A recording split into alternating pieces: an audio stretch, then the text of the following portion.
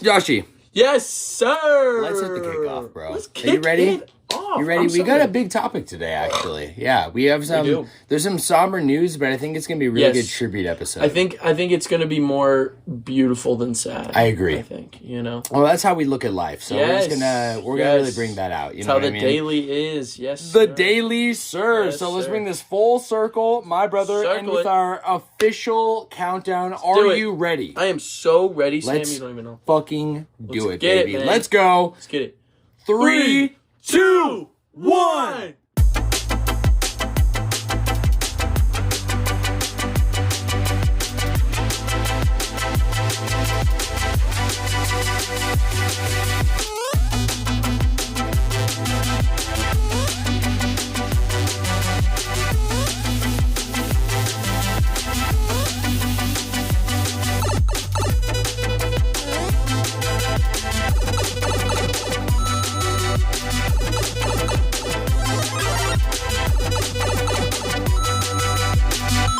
What is good, my friends, and welcome back to the Flash Brothers podcast. Welcome in, my friends. Joshie, how we feeling, bro? Dude, I'm feeling great. We just wrapped up pregame. We did. So I'm feeling pretty dang good. I love pregame. I feel like it lets me get into the mindset so well. So I'm here. I'm ready. I know. I feel more alert now than last pregame. Oh, yeah. You know what I mean? Sure. Maybe because it was a little shorter. Yeah. Maybe because there's something with like the longer pregames. Yeah. It was like almost a 2-hour pregame last time, if I remember correctly. Wow. Hour and a half, 2 hours. But when we're going like so ham, it almost like there can be a point where it kind of is like you've exhausted so much. You know what I mean?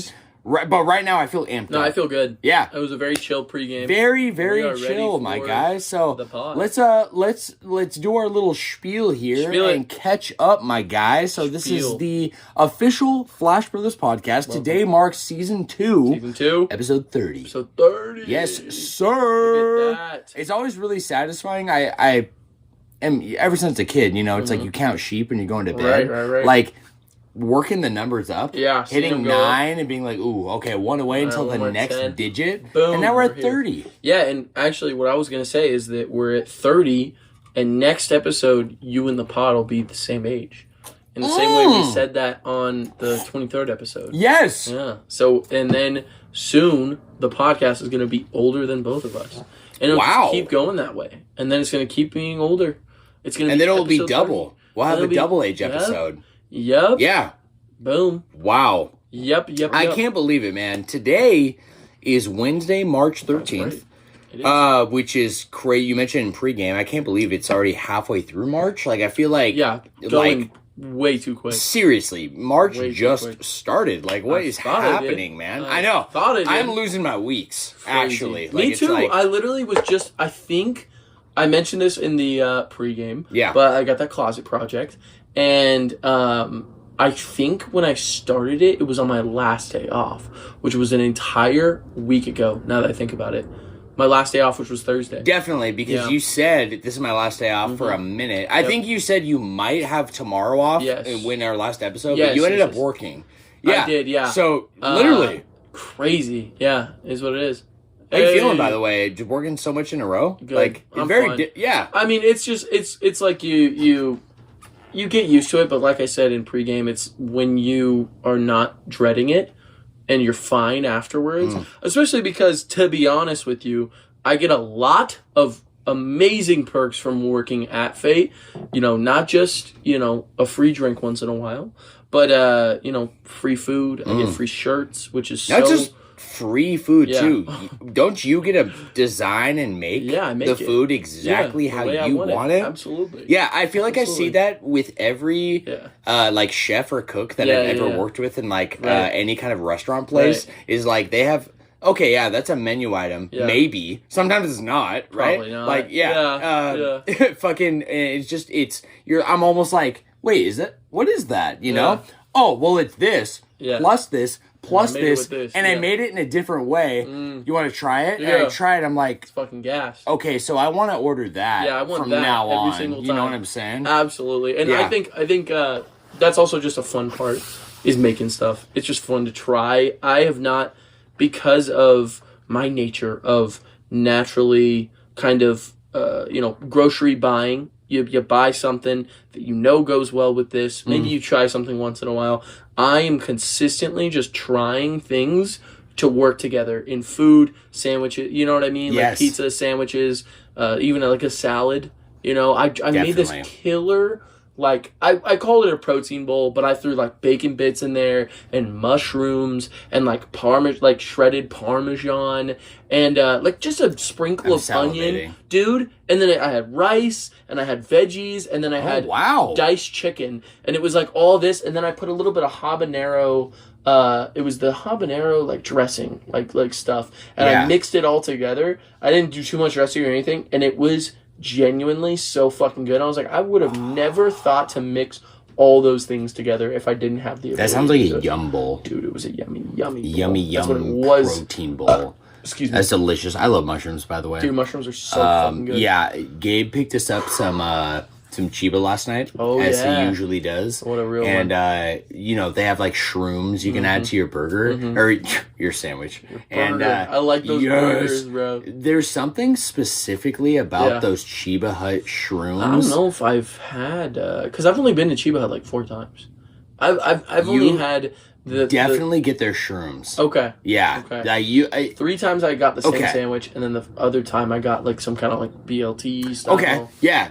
I've heard their BLT is absurd. It was actually. Stupid good. Yeah. It was so good. Because they do more than just bacon, lettuce, and tomato. Oh, of course. I still think Hunter's was better though. I'll be honest. Oh, that shit was. That's no question. Yeah. Actually, we shouldn't even talk about anyone else's BLT. Absolutely to be honest with you. No. But the mushrooms they have, it's like they're. I would be totally fine. I love mushrooms so much. I'll take them in all shapes and sizes. So I love saute. Of course, a good pile of sauteed mushrooms. We have those at my work. We have like a mushroom Swiss burger.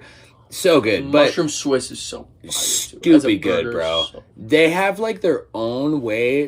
I think it's sauteed, but like they're sauteed almost light, so they're not like cooked all the way through. Okay. You know? And I actually love raw mushrooms. Yeah, like raw mushrooms. I'd put raw mushrooms on my fucking anything. On my burger, my sandwich, doesn't matter. But how they put it on their sandwiches, bro.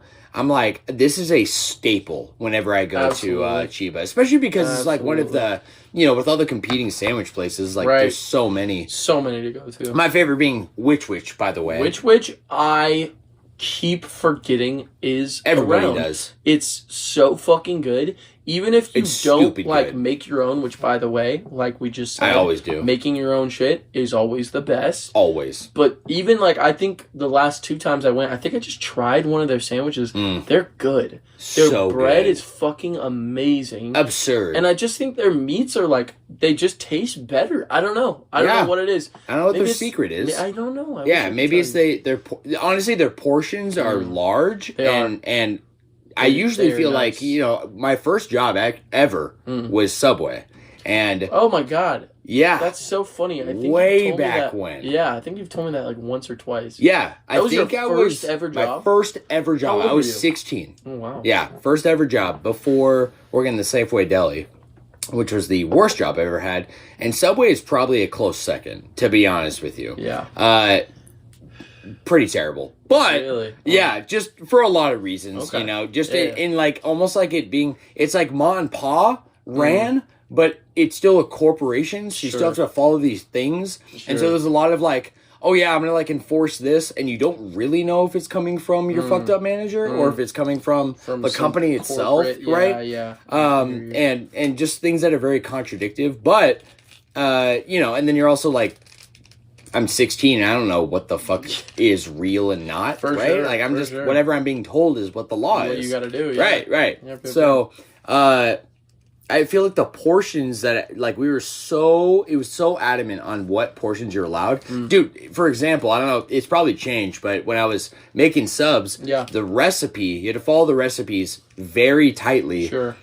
Each 6-inch sub, 3 black olives if they order olives. 3, and not a whole black olive, 3 slivers of black olive. What? That's the normal amount for you're a supposed 6-inch sub. Yes. That's criminal. If they ask for more, you can give them more and not charge them. Yeah. But they gotta ask. That was the policy. That's crazy. Right. I mean, like, those kind of situations, that's definitely, like, corporate, because it's like, not everyone's going to ask how much money you're going to save on solid olives. probably a decent amount, right? Right. I always, whenever I would the only other food making position I was in high school when I worked at Zupa's. And yeah, they were just as strict. Really? It was like one of those things where, and most of the things too, you couldn't give anyone like extra for free. It's like they order, could I get some throw a couple extra pieces of bacon on there. Bacon's a tough one because that's expensive, but like, you know what I mean, like something like that. Give me a couple more mushrooms. Be like, oh, I'm sorry, it's gonna be like a $1 upcharge, something like that. And most of the time, terrible. I hate it. I didn't back then. Like when I was in high school, I still do that now. Someone asks for extra, hell yeah, man. I don't care. Totally. Like truthfully, I'm not trying to be like a bad employee, but it's also like, dude, they're fucking olives, dude. Olives. They're olives. Right. This fucking corporation can afford a couple more fucking. I say olives. all that though, but I do I have a different mindset now with alcohol, and I feel like alcohol, it's so different. Yeah, it is. That's a very different situation. I hear a lot, like, the comments of, like, especially from guys, specifically, like, these older guys who kind of have, like, a demeanor of, like, they're just better than you. Sure. And being like, why don't you give me an actual pour? All right? Or, like, why don't you, are you going to throw some alcohol in there? Some snarky, something like that, right? Yeah. Then I love to put them in their place a little bit and be like, sweet, do you want a double? Because I only heard a single from you. Yeah. Right? And then, like, almost waiting on their response, and they're always kind of taken back by a little talk back. You know what I'm saying? Yeah. But I'm with you on, like, basically everything I've had before that. Yep. Well, you know what? Maybe the whole gypsy situation with remember Vista? Dude, it was just because of how annoying those people were. Yeah. Where, and like, absurd demands. And the demands on those, just a little bit of context. I don't even know if gypsy's the right thing to say. No, that's what I'm saying. Like, I don't know if it's correct. Yeah, I don't know what it is. Politically. But there were, exactly. Yes. There were a group of people who were extremely wealthy, who, like, avoid paying state taxes by living in mobile homes. Yes. Right? And they had businesses and all this. They came dripped out with fucking Louis Vuitton Gucci belts. I remember the one time... Always in a Jeep. Oh, absolutely. Always. And the one time I think they ever, like, talked to me about something, I think I wore a Gucci belt to work. Do you remember that old Gucci belt I had? I do. Remember that? Yeah, I wore it, like, once to work. Just because it was fun. I don't know. Remember why I was doing it, but... I remember one of the girls, you remember their accents where it was can I get a medium-sized vinyl wig, Rebel? Can I get they're like, I like that belt right there. That's really good. I like that.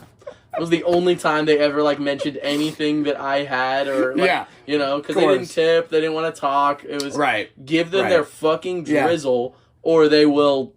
be pissed. Yeah, be so pissed, bro. Absolutely. If you don't give them the whole bottle. Yeah. You know what I'm saying? Dude, I swear multiple times I had them, they're like, can I just get, like, a cup filled with the drizzle? For free? Dude, I don't think so. No. What the fuck? What are you talking about? You think you can get that for free? Crazy. But, crazy. What were we talking about? Why are we getting all this? Honestly, Joshie, I think I still need to say yes that my name is Sam. Oh, hey, Sam. And I am joined by... Who? My beautiful co-host, as always, the Star Warrior himself. I'll take it. My man, my brother, the myth, the legend, Joshie. Ooh, I feel like you hype me up more every single episode. I have to. Yes, I'll take it. You know what I mean? Yeah, I was actually listening. I was listening to the last episode. I think it was so funny because from that intro, we literally just went on like a 7-minute tangent about Kirby lore. And I thought it was such a good encapsulation of this podcast. So. Yeah, no, and we just did the same thing with that was we did 10-minute tangent. Yeah, basically. Before we hit the actual catch up, so let's actually catch up, Joshie. Let's do the actual catch up. Let's get into gaming. Let's shift out of this work mindset here. Although there was something. Yes, I just remembered. What? Referencing last week's pregame and the actual podcast, the midget wrestling. Okay? Specifically, in pregame, you're like... That sounds like we can't call it that. Right, I didn't know. No, I didn't either, actually, because I just had that, if you remember the little bit of info I'd heard, but I didn't really, know, and I've learned a lot more this week. Okay. One of the things I learned is that on the advertising poster, the name of the company has midget in it. They're literally themselves calling it the Ninja, it's like Ninja Midget Wrestling. or something like that. Okay. They actually pride themselves on it. Yeah, that's their self-title. I like that. Yes. Yeah. No, I'm with it 100%. Also, really quick, you can cut this out if you want to. All right, we're back. We're back. We are back. Joshie, yes. I wanted to catch you up real quick. Talk to me. Because, gaming is still like far and few for me and much less than, not even just much less than normal, even for like, I don't know, I feel like maybe before the podcast started, like a year ago, or in times past, like I would still be able to successfully squeeze in like some gaming time, Absolutely. And honestly, even Pokemon Go, which is the most convenient gaming experience I have right now, I'm still barely playing. Yeah. However, I do want to say something. So I told you that whole story of going down and taking Mikey home, which was like a huge blessing for both of us. Yes. When I got back home to Kendall's place, I decided for that was the first time that day that I opened up Pokemon Go to actually like play the game. I have the Pokewalker going like in the background whenever I think about it. But sometimes I'll open it, activate it, close the app, do my thing, whatever. So I did that before we did the drive, and thank fucking God I did. What? Bro. Because I got 2 shinies. No way. Through the Pokewalker? Yes. Just picking that shit up, huh? And not like... Can I see him? Oh, yeah. Ooh. Oh, yeah. Because if you know me as a Pokemon player, which I think you do. I'd say I do. And I think you're going to love the nicknames I give them too. Because as inspired by Joshie himself, there's a shiny I wanted so bad when I was literally hunting for it in a previous episode. It was a while back, but it was Scizor. Oh, yeah. Yes, sir. You got it? So I didn't get a shiny Scizor, but I got a shiny Scyther, my guy. Oh, my gosh. Let me see him. In all of his beauty and glory. That's a amazing shiny. That is... and it Mega Evolves. Yes. Dude. This is, I think, the best kind of shiny you could do. Because, for those who don't know, Scizor is a red Pokemon. Yes. Like crimson, dark Crimson red. Yeah, it's a really satisfying red. It's very nice red. And what they did was just turn him this very vibrant, almost like a lime green color, which is what I think right when I see this is this is so funny, but the shiny Flapple and Apple? Yeah. So the shiny is a green apple, right? It's so genius. It's just genius because it's like the red, you see the green, that's how apples work. I get the same That's how apples work, That's baby. how they go, baby. It literally looks like this prime right here, baby. This prime on... Oh, wow. That's the shiny Scizor prime. Wow. Oops. I'm dropping it. That actually is like the exact color. That's awesome. I was so hyped, bro. I was like, no way. That's so crazy. Guess what else I had? What else did you get? A shiny Beldum. Beldum? Yes, really? sir. I've never seen it. I've never seen a shiny Beldum. Yeah, so he is silver. The normal color is blue. Yes. So I've already evolved him. Let me see. No, you got a Metagross. Oh, yes, my God, sir, dude. my guy. No way. That is also peak shiny, dude. That's peak shiny, because man. The original, it's this blue. Yeah, like a beautiful, like, steel blue. Coloring. With, like, a silver... red eyes. Cross. Yeah, it's silver. But they turned all the silver gold and then turned the rest of his body almost like this onyx color, like a deep silver. Yeah, deep silver. Dude, so what do you think of the name? I love it, Maconis. Doesn't it just fit so well? Perfect. Oh yeah, there's a good beautiful coloring. Well, so go back to my Maconis and go to the bottom, and you can see where you caught it. Santan Valley. So I didn't see it when I was at Mikey's place. Oh, wow. I just saw that I caught it in Santan, and the only time I've been to Santan was going to Mikey's. Wow, man, I'm loving that. So that is a fucking fantastic beautiful. Yes, dude. Honestly, fuck. just like one of those, just wow. I do have a couple of the shinies though that I'll mention. Sure. And honestly, it's kind of the fun too in Pokemon Go because with the Pokewalker, I don't even know I get them, and I'm not like hunting for them specifically. You would encounter shinies you wouldn't even... Oh, wow. Got a Grand Bull. Wow. Yeah. It's an interesting color. I like that. Yeah. Almost like a lighter, like, cream. It's normally like a pink. Like a pink. Yeah. Yeah. In fact, you see the fairy typing? That's like the normal color for Grand Bull. Yeah. So I like this a lot. It's cool. I like it. Yeah. Especially because Grand Bull in like there's like lower level leagues for like Pokemon who aren't like strong, really. Right. He's one of the best lower league fairy types. Dude, Grand Bull's tough. And then never have seen this shiny before. Wow, I never have either. Wow, Pyroar. That's a really cool color. They almost like made it a traditional Hawaiian. Yeah, almost. Yeah, besides the red, I like that. Looks like really Mufasa. Cool. Mufasa. Yeah, that's really neat, man. Such a cool. That's such a cool shiny. Yeah, dude. I love these shinies, man. It's keeping me hooked. I'll tell you that much, keeping bro. You in it, baby. And I do want to say there is a big ass event coming up. Ooh. This weekend is when it starts. It's Primal Kyogre, right? Baby. Next weekend is the return of Shadow Mewtwo. For the first time, I think, since Shadow Mewtwo came out in the game, which was like 2 or 3 years ago. I don't know. I didn't play it yet. Since Pokken Tournament. Do you remember that Shadow Mewtwo? Don't. Where it was Dark Mewtwo? No. Do you remember that design? That was a sick design. Show me. Mega, I'll pull it up right now. Yeah. You can explain. Well, yeah, so Shadow Mewtwo is basically the best Pokemon in the game right now. Specifically because Shadows get a 20% damage boost by being Shadow, but also because Mewtwo is like one of the hardest hitters for any typing. So really, since he's Psychic type, the only typing it's not super amazing against is Dark. Other than that, Mewtwo, I do remember this. That is a tough ass Shadow Mewtwo. Yeah. Mewtwo is one of my favorite Pokemon. Yeah. Like, and he's no question. I'm pretty sure, if it isn't a fan-made one, I'm pretty sure he's got the Mega forms, too. Yeah. Yeah. Or at least he's just got X. Wow. Can't tell me that's that is sick. Hard. That is so hard. Actually, it's funny you say that because there's a few Megas still not in Pokemon Go that are like highly anticipated. Oh, yeah. And Mega Metagross and Mega Mewtwo X and Y are not in the game yet. Ooh. However, I'm so sorry. Primal Kyogre, so hyped for. And Primal Groudon specifically.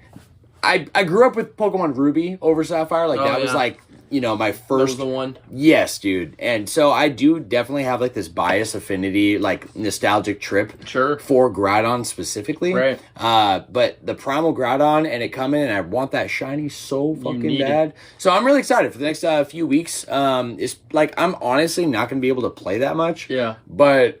You bet I'm going to be fucking grinding whenever I can. Event, baby. Absolutely. Look at shiny Mega Mewtwo Y. Look at that. That's fucking so sick. I love that, That's so sick. Mega Mewtwo Y is such a peak design. It's such a peak design. It's literally so peak. Yeah.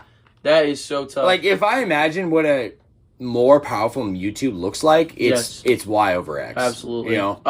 Absolutely. This is not a bad design, but it almost goes with the tradition of some Megas kind of just over designing the original design instead of making something new. Like, I think that's a perfect way to describe it. Yeah, I mean that's what I think about, because look at that. That is Mewtwo. Yes, but it's the Mega version. It's this intelligent, like, you can tell his psychic abilities are fucking bar none. Insane. You know what I mean? And then I think some best examples I can think of are like Mega.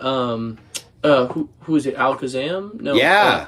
Who is it? Alakazam, the final evolution. Yeah. Abracadabra and Alakazam. Yeah, that's a great design. Instead of like making the design like over designed or anything, just it looks like the next evolution. It does. I love that's that. the best way to look at it. I think is my the favorite. Next evolution. That's what. Same. Bro. Do you remember the reveal of that too of Mega Mewtwo Y? No. It was the one of the first teasers. Yeah, for X and Y.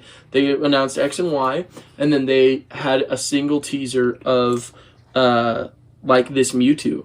and they released a picture online. We didn't know what megas were, so people were calling it Mew 3. Oh, wow. Yeah. I wasn't on the hype train. Oh, really? For information for X and Y. Yeah. I just knew I was going to get it and play it because it was the first 3DS Pokemon. Yes. Actually, specifically, I went to it was probably one of the last midnight releases I ever went to at GameStop. Oh, yeah? Yeah, and it was actually when I just moved out of my parents' house. Yeah. And I was living in Corvallis, and where there's Oregon State University is like right there. Oh, yeah. And there was one GameStop that was around the corner from my house. So it was like 11:30. I'm like, all right, I'm going to like go over to the midnight release. Right. And I was avidly shocked at the amount of people that were there just for Pokemon X and Y. That's crazy. It was almost like this precursor to where we are now being like, wow, I thought I was definitely in more of a niche category of still liking Pokemon. But no. But it's bigger than I thought. It's huge. And it's even bigger now. Like, it's actually crazy, bro. And it's only getting bigger, too. I mean, I do have one thing else I want to say. Because that's catching you up on all the gaming that is really pertaining to me right now. Other than being on a hype train for all these things. With Persona 3, which, by the way, they just announced the DLC. Oh, yeah? Did you see that? Did we talk about it? You told me that there was an announcement last time, and I think we talked about it on the cast. Yeah, okay. So there's DLC, so I feel like they're either going to be like close to being done with it, or like it's at least being developed, and I haven't even played it yet, and that's kind of hype for me, because I don't like to break up my gaming experiences 100%. at all. Like, once I fall off, Right. I gotta like ramp up to the headspace again. I'll almost like decompress and not want to go back because I've completed my experience. You know what I mean? Episodic games are not for me unless all of it is already available. Like in one. Yes. Yeah. Well, that's like I went right into Torna after beating Xenoblade 2. Yes. And it was same. Amazing. That is the way you need to do it. Yeah, I actually think the only reason I haven't beat the Xenoblade 3 DLC was because that was the only part of the Xenoblade experience that wasn't done yet. Yeah, that got broken up. Right. Yeah. The only one. Like, it was like, it was broken up by like 2 months, and I still wasn't fully in that headspace. Sometimes you just got, and that's what I'm saying. I know I'm going back to Xenoblade. I say this all the time. I am certain of it because I've done it plenty of times in the past. With Xenoblade 2, it took me until I was living in this house, and I bought it in December of 2019, when it came out. Or when was the Switch out? Oh, that was 2016. Or 2018. I'm sorry. Yeah. So it was like it was 2018 because it was the first year, December, right? Yes. Yeah. So it was like a good 2 or 3 years later. Yeah, dude, exactly. Nuts. But you got to be in it. What I do want to say, because I got that. Yes. And actually, before Persona 3, I am going straight into Rebirth. Oh, yeah. All in, baby. I can't wait for you, too, because I feel like you are so excited for it. Yes. And I haven't seen you play, like, a big game in a while. Yeah. You know? And I feel like I don't even remember the last big game I've played. You got into Sea of Stars. Yes. No, and I've played a few, like, I feel like the only games I've played have been big games. Well, you know, if you want to count Mario RPG, but I think I clocked in under 30 hours and I feel done. Like, there's some super bosses left, but you're good. I'm good. Yeah, I'm already, like, out of it because I'm so ready. Like you said, I'm going to go into Rebirth, I'm going to go into Persona 3, but I have one more piece of news that is not making the news flash this week, and that is that we have a release date for Luigi's Mansion 2 and Paper Mario The Thousand Year Door Remix. Did you see these? No. Dude, I didn't even know we got release dates. Paper Mario comes out in May. No shot. I can't fucking believe it, bro. Happy birthday to me. Happy birthday, That's bro. I'm going to celebrate with you. Yeah, please. You're going to get a birthday party. Everyone celebrate. And I'm not kidding, guys. I don't even like care what kind of gamer you are. If you're a Mario fan, if you're a Switch fan, or an RPG fan, and you've been to any one of those categories, this is one of the best gaming experiences and for an RPG that is done so right. I can't wait to sit down and play it to completion. I don't think you will be able to put it down. You think so? Genuinely. Dude, I literally, oh my god, I can't believe it's going to be on the Switch too. It's a mobile, like a mobile experience. Yes. And couch. It's I remember being on this perfect. hype train for this guy who like was one of the first Switch modders, and he was making he was first doing it for PC before the mod came out for Switch. Oh yeah. But he was making like an HD texture remaster of Thousand Year Door for the Switch and for PC. But even on PC, it beautiful as fuck, but it didn't run right, you know? And there's something about that game on GameCube actually runs at 60 FPS. No way. Yes. And it's necessary when you're playing it because there's so much within the combat that is like tight like timing wise, that you need that 60 FPS. And you can tell. Like it is gorgeous. So I'm with you, bro. I can't believe it's going to be in handheld. I can't believe how they have all these screenshots now. Oh my god. The fact that it's coming out in May, I seriously believed it was going to be a winter release. You know, for as big of a title it is. But it makes me really excited to see what Nintendo's got in store for us this winter, because we're expecting a Switch 2 reveal probably around May or March. May or June, right? You know, reports are saying that Switch 2 is going to come out at the beginning of next year, not this winter. I've heard that. But Nintendo never lets a winter go by with nothing. So there's going to be something. Some big announcement. Something. And maybe that's Pokemon. Maybe it is. Could be a Pokemon something. Yeah, maybe, you know, because Arceus, when they showed that first trailer, it actually was further along in development than we thought, because the trailer, you know, it was pretty rough. But we got Arceus a few months later. We could full well get that Pokemon game, that new Legends game. I think it said 2025, though. Oh. Yeah, that was the only confirmation. It said 2025. Okay. At the end of the... Facts. Well, I'm really excited. But I still think it's further along than we would have expected. I agree. Because they also didn't show anything, and maybe they didn't because of what happened with Arceus. I have some crazy theories about ZA, by the way. Do you? Yeah. You want to get into that? I mean, that's all I really got to say, too, is Luigi's Mansion 2 was also given a release date. And I'm not as hyped for that, but I do think it's really hyped for the series and Nintendo as a whole. I completely agree. I think it's coming out a month later. I think it's coming out... June? Yeah. June, or it might be a month early, it might be April. Somewhere around there. So we're getting both of these big titles, right? I think Dark Moon's lit. I think that it definitely deserves some more love on a console. I agree. You know what I mean? You know, and I also think maybe I didn't give it a full chance because I was playing it in the 3DS, and I almost felt like there was so much happening that it would be a better experience elsewhere. So it's definitely going to be the sometimes feel like they need like a console. You know what I mean? Just like a big, exploration. Yeah, and you're exploring stuff. Like that game is like intricate, slow exploration, right? And there's so much attention to detail. Even in the original Luigi's Mansion, you can't possibly have that on a screen that small. Agree. You know, I agree. Even Ocarina of Time, how amazing that was on that screen. Yes. Even I played that game. Excuse me. Excuse you, sir. Excuse me. I played that game originally on the OG 3DS, right? Like with the tiniest of screens. Absolutely. And they still like managed to make it amazing, but also there's not the attention to detail like what I'm talking about visually, like Luigi's Mansion, like where every crevice and there's something rocking, and it's a whole visual experience. Yes, so it is. I'm excited. I am too. Yeah, I'm big. Do you think you're gonna get Luigi's Mansion 2? Maybe one day. Maybe one day. Yeah. I still haven't beaten 3, but I was satisfied with what I had seen and played. And actually, Azzy is playing it on his YouTube channel right now, and I've been. Is he actually? Yeah, I've been watching him, and I'm enjoying it because the most I got from Luigi's Mansion was I beat the first 3 levels, and there's 20 levels. I think it's a pretty big one. Yeah, it's pretty big, or maybe it's 15. Okay, but it's a big one. It's I don't know, because it's a whole hotel. I don't know if you know the whole plot to Luigi's Mansion. A little bit. Only from I played the original demo at PAX.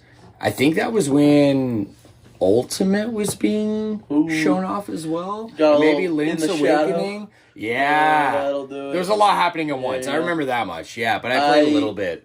Yeah. So, but then Matt, when he was living with us, he beat the whole thing, and I would watch him sometimes. He beat all of it. He just sat down and played the whole thing.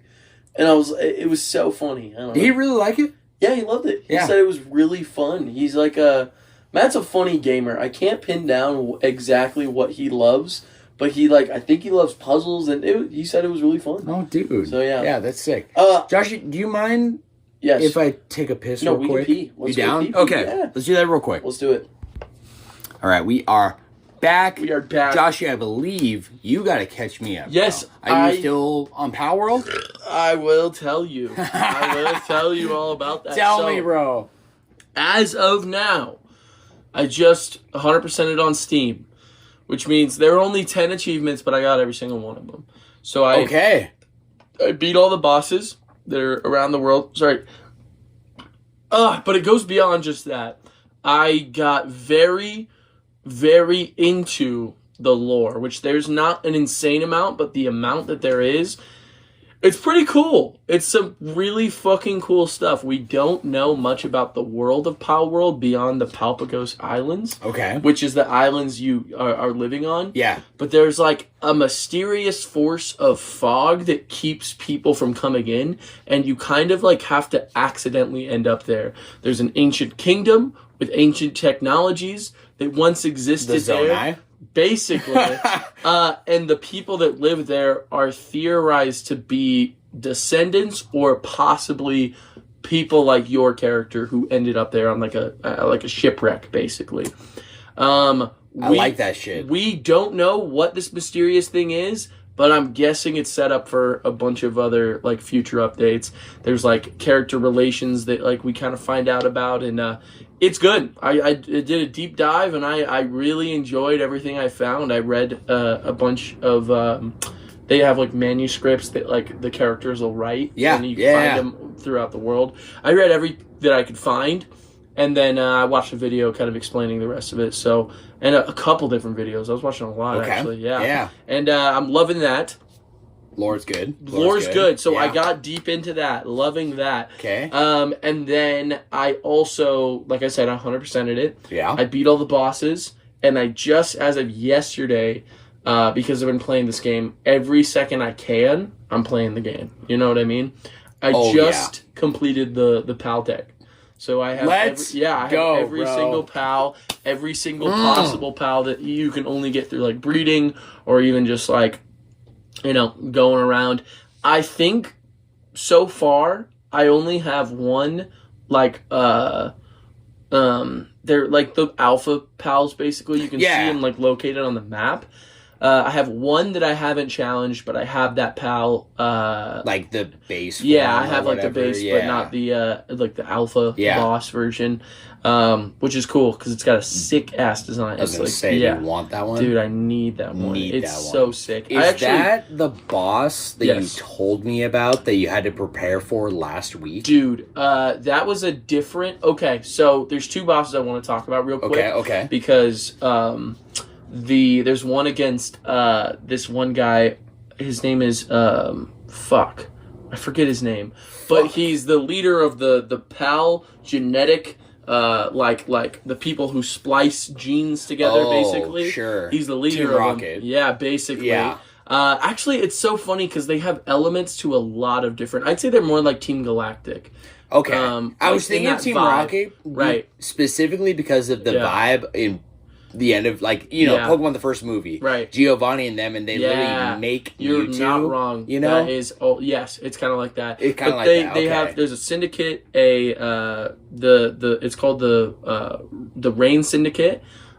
Led by Zoe Rain, who is a character. Okay. The Rain Syndicate, they give the most PAL vibes. They capture PALs, sell them illegally, and then there's also the Flame of the Eternal Pyre, which is a group that exists on the mountain, and then there's the PAL genetic research lab people, whatever they're super high level. Literally their grunts are level 40. You max out at 50.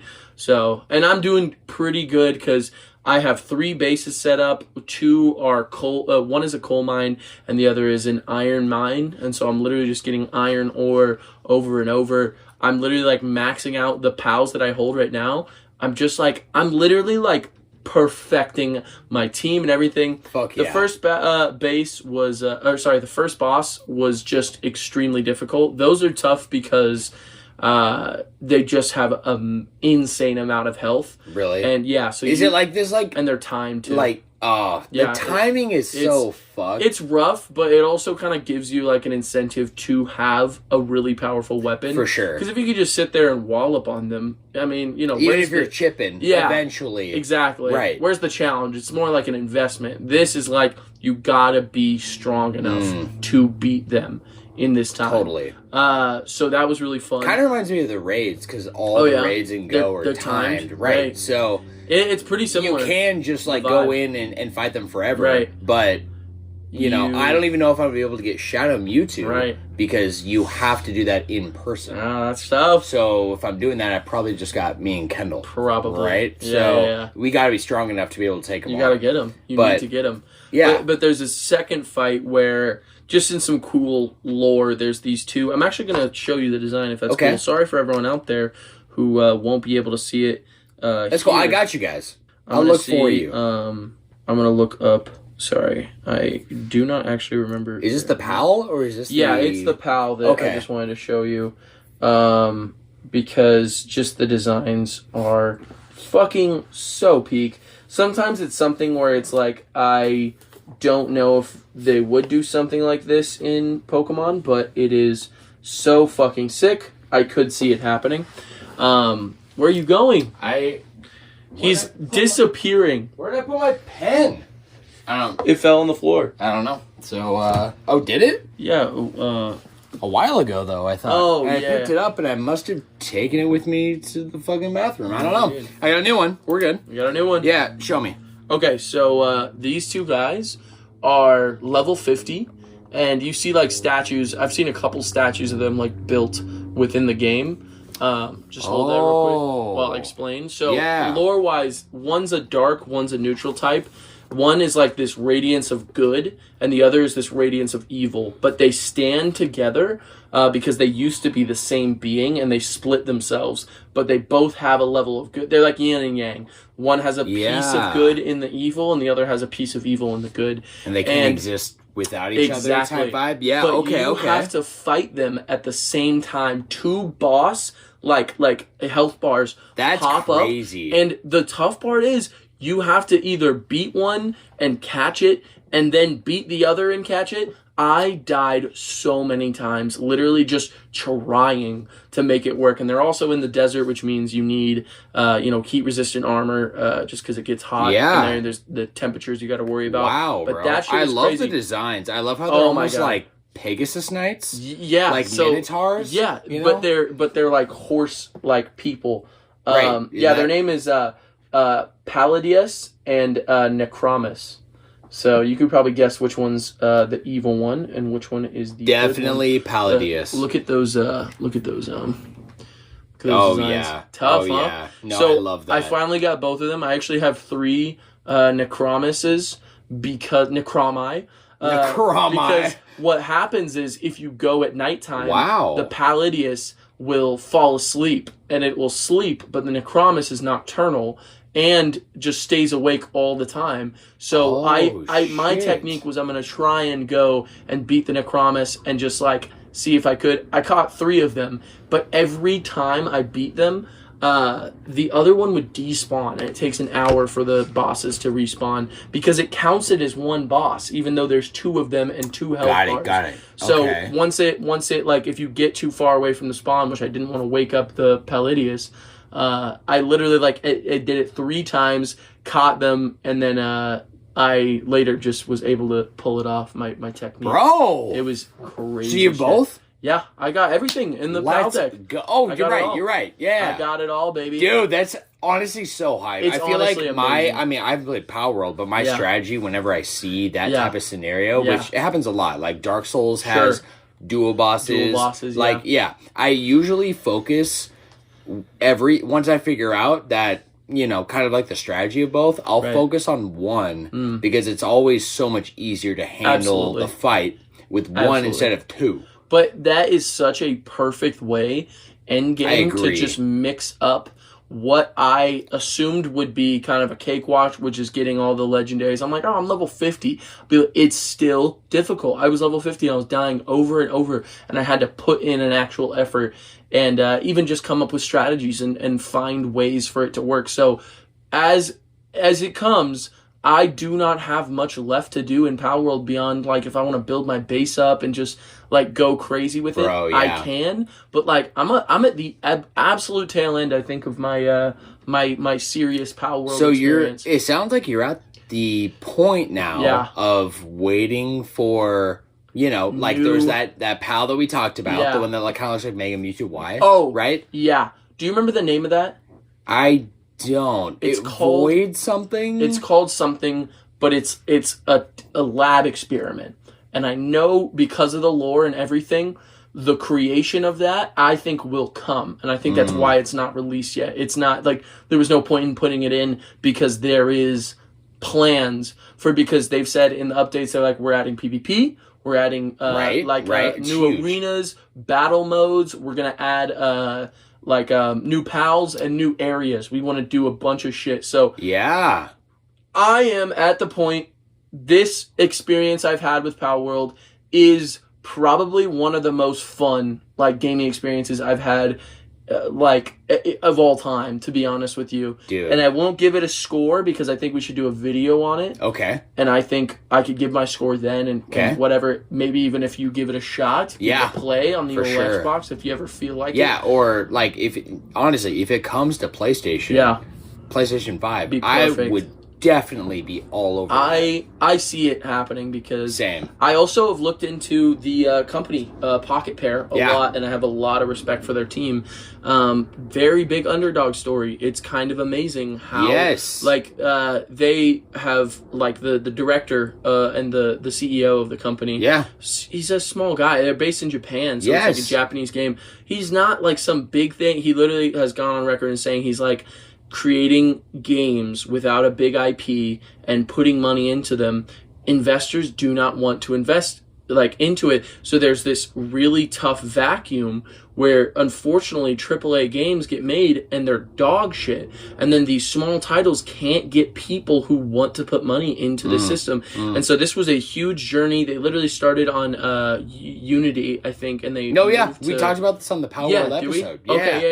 Yeah, so and they completely. Honestly, like, from what I remember from the episode, it was like each kind of, like, team member was recruited individually by this guy, the director. Exactly. And none of them had ever even done, even though it was smaller, and it's still small in the end. It is, sure. But none of them had ever, like, had such an ambition for a project to this size. Absolutely. Yeah. And you know what's so funny? Their original plan even was like, all right, we'll do this game. We'll make it the way it is. We might only be able to do, like, 20 pals, though. They ended up doing well over 100 pals. Yeah. Which I think makes the game even more incredible. I agree. These designs, you can say what you will about, you know, some of them looking similar to Pokemon. And to be honest, I've even watched videos comparing. A lot of I'm seeing a lot of funny ones that are, like, tier listing on how criminal they are to take. And I love that. It's so funny. But to be honest, they're original designs with clear inspiration from Pokemon, very clear. But if Pokemon is not going to make a genuine experience that creates... Because the biggest issue with Pokemon right now, I feel like, is the lack of usable Pokemon. There are, like, you can add 50 new Pokemon to a game, but you're only going to use, truly, 6, and usually everyone has the same experience because, guess what? Their stats are better than these other Pokemon. Objectively better. Exactly. There's only so much you can do to level up a weak Pokemon for them to be competitive or work well, and still, you have a 6-slot party. I'm utilizing every single pal through 3 bases. I can use 20 pals on each base plus the 5 in my party. Yes. Are you serious? Yes, That's perfect. Yes. That is how you need to do a creature capturing, like, elemental based, like, game. That is, I am certain that this will have ramifications towards the next Pokemon game. I'm certain of it because once you have the taste of this, it is going to be so difficult for Game Freak to just go straight to their original style of making games. And I love it. I love Pal World so fucking much. It's such a fucking fun game. I only have a little bit left, but I want to play it. And Dude, that's so hype. I definitely want to do like a review episode, but I do feel like I do really feel like where I'm sitting right now is like I want to taste at least a little bit, and then let's do a review episode and give it a score. Absolutely, yeah. I'm going to actually just pull up my my exact what's it called? My exact hours. Oh yeah. So yeah, I have Steam? 127. Wow. 0.5 hours in the game, and that completely. That's about your Xenoblade 2 run. Yeah, absolutely. Yeah. So it's one of those games where it just makes I am ecstatic to get these legendary pals, not just for what they can do on my party and how they fight, but for what they would change the game. Like, you know what I mean? The game, it's so fucking good. I love it so much. So that's so hype, bro. I'm gonna wrap that on Pal World. Okay. But there's something I'm really excited to talk to you about because I haven't even talked to you about this in real life because it's very recent. Did you ever check out that Dune movie? Did you ever see that? The one in 2021? No, but I know exactly what you're talking about. Okay, so... With M. Night Shyamalan? Yeah, that's the one. That's the one. This second movie, part 2, that just came out, is going crazy online. Like, people are saying... Yes, people are saying, like, and this is not me trying to overhype it, this is just what I'm seeing. Yeah. People are saying this is the Empire Strikes Back of our generation. People are saying this is one of the, like, best big budget, like, cinematic movies made in years. Like, this is a movie experience where it's 3 hours long, but it feels like 25 minutes. I had to get in on that. Never saw the original. So, what I did was I spent a day and a night, because I worked the next day, at my parents' house. I went and I watched. I was like, Drew, do you want to... My little brother, Drew. Yeah. I was like, do you want to watch Dune? And then we can go see the movie. Let's grind part it out. 2. Yeah. And so we watched the first movie. I literally watched it on the night of... The first one is really good. It's definitely set up. What they did was the first Dune book, they said, can't do it in one movie. It's literally impossible. And more fucking companies need to take that approach because you miss so many important details and things get, like, scattered. You know what I mean? That's like what they're doing with the Final Fantasy remake, like, whole trilogy. Yeah, absolutely. Truly just, like, putting all that time into that. They just split it up into 2. It's Dune and Dune Part 2. Okay. And just incredible. That first movie's really good. Definitely set up. That second movie, I was just glued. It's just an experience. Seriously, I am in love with this main character, Paul Atreides. Okay. Serious, like, and I say this in the best possible way, and I'm not trying to tell you, like, where your mind should go, but the depth of characters like Eren Yeager, or the depth of characters like, and mind you, this book was written back in 1963.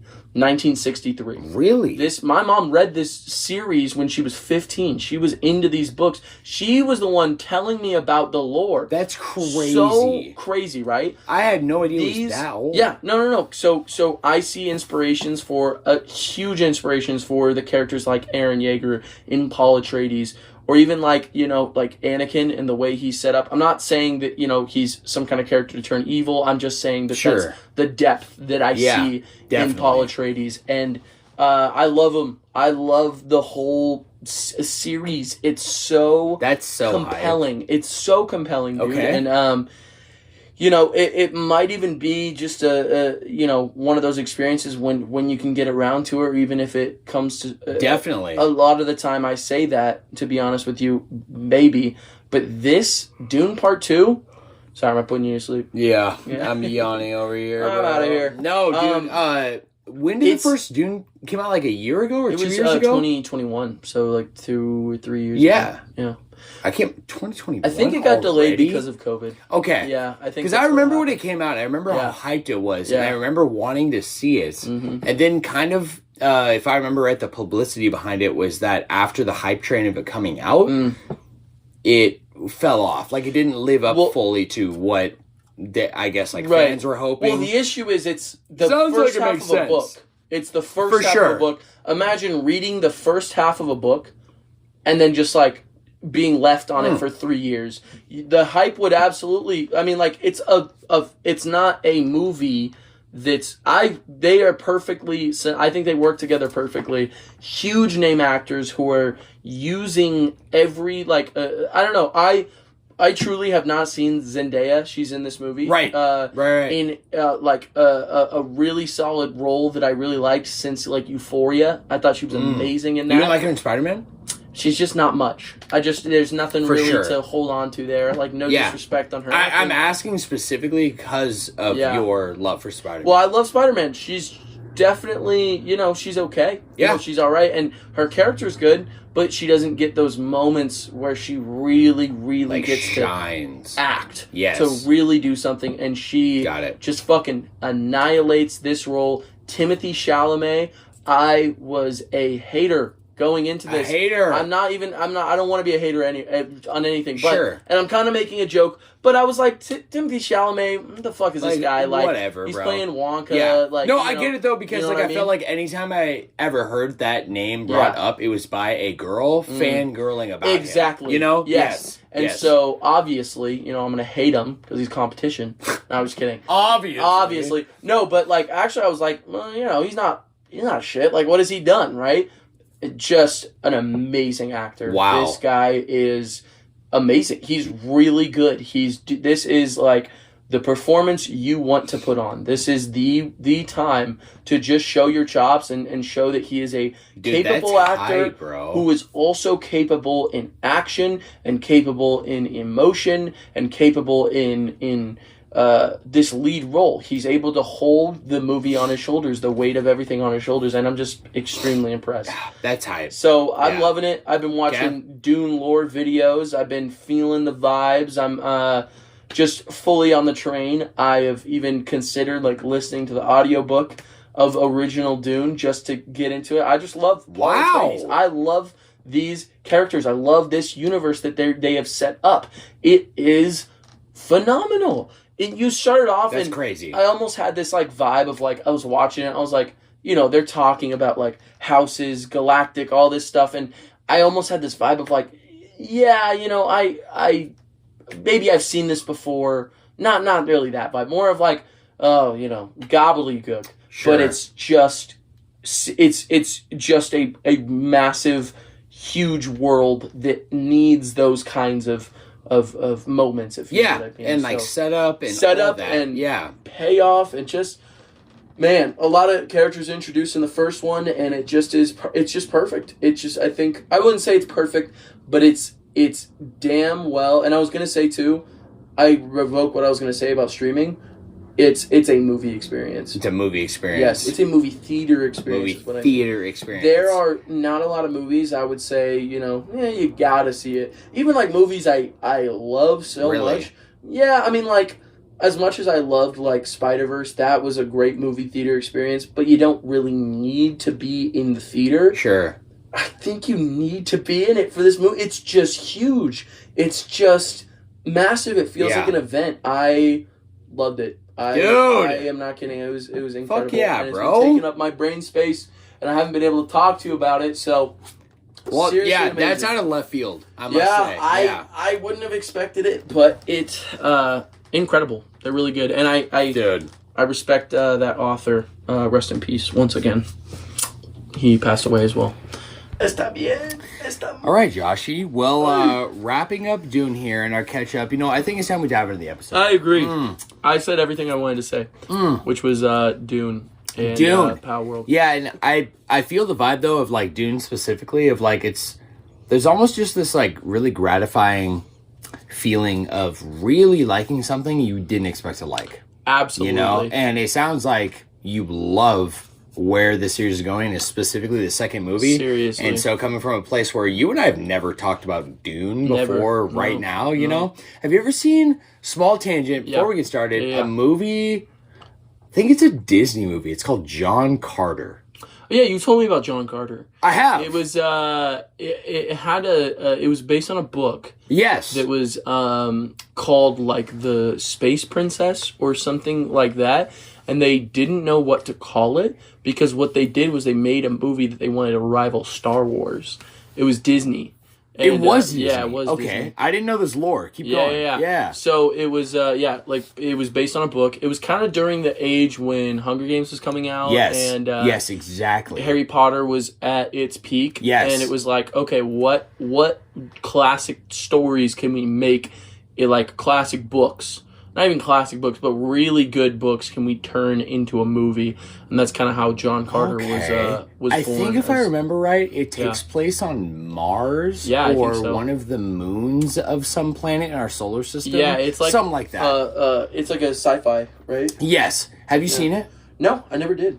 We said I should watch it, though. I'm curious on your take on it. Yeah. After watching Dune, I haven't seen Dune, but like if you looked at like promo art, like I've looked at all the promo art for Dune, and I've watched a couple of clips. It gives me vibes of John Carter in being it like in space and like just kind of like I don't know, like there's like a space militia, and I don't know where like there is relation to Earth and like kind of transporting, and even like John Carter, the main character, if I remember right, because this for me in the area you're talking about, it was like right when I was like finishing high school. Sure. Yeah. Sure. So if I remember right, it was like something like John Carter being on that planet. Yeah. Because everyone, it's kind of like the Superman effect, right? Where everyone on that planet is used to that gravitational pull and all these things. So him being from Earth and being a human, it's much stronger here, basically. So he has like superpowers just simply because he's a human being, but he's the only human on the planet. Interesting. You know what I mean? Yeah. And so there's like, and then he finds himself in the nick of the like the war and the lore in ways that like he's like, oh, I don't want to be involved, but he gets involved because he falls in love with the princess. Blah blah blah. I thought it was such a good movie. Yeah, you told me before. Genuinely. Yeah. And the reviews aren't great. Right, So I have heard sometimes it makes me think I just view things through like a really positive lens, and I just liked it for what it is. Or even just where you were at in Definitely. time, I think Definitely. has everything to do with, a true quality of like your experience, but I don't think that should undermine anyone. No, for sure. Yeah, I'm not, I don't take it that way. I appreciate you though.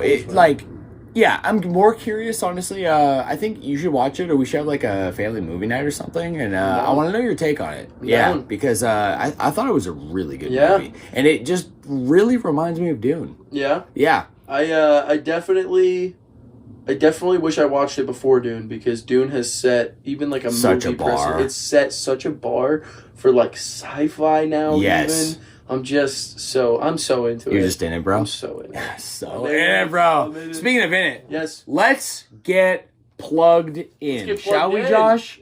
Please. Yeah, please, bro. Yes, I am actually begging you, my guy. Let's get all the info to our audience right now. My brother, my friends, welcome to the official Flash Brothers podcast. I'm going to give the whole spiel before we interrupt ourselves, as we love to do. We love that. Yeah, no, dude. Like keeping it casual, you know what I'm saying? This production is essentially two best friends sharing casual discussions and exploring our collective interests, broadcasting it all for your entertainment. You know what I'm saying? We blend retro and modern topics framed around gaming, anime, and our further diverse passions that Josh and I have, which now includes Dune. You know what I'm saying? That's right, baby. Our focus is set on spreading positive vibes while providing comprehensive and informative content. Yes. While building a vibrant community that you can actively join the conversation.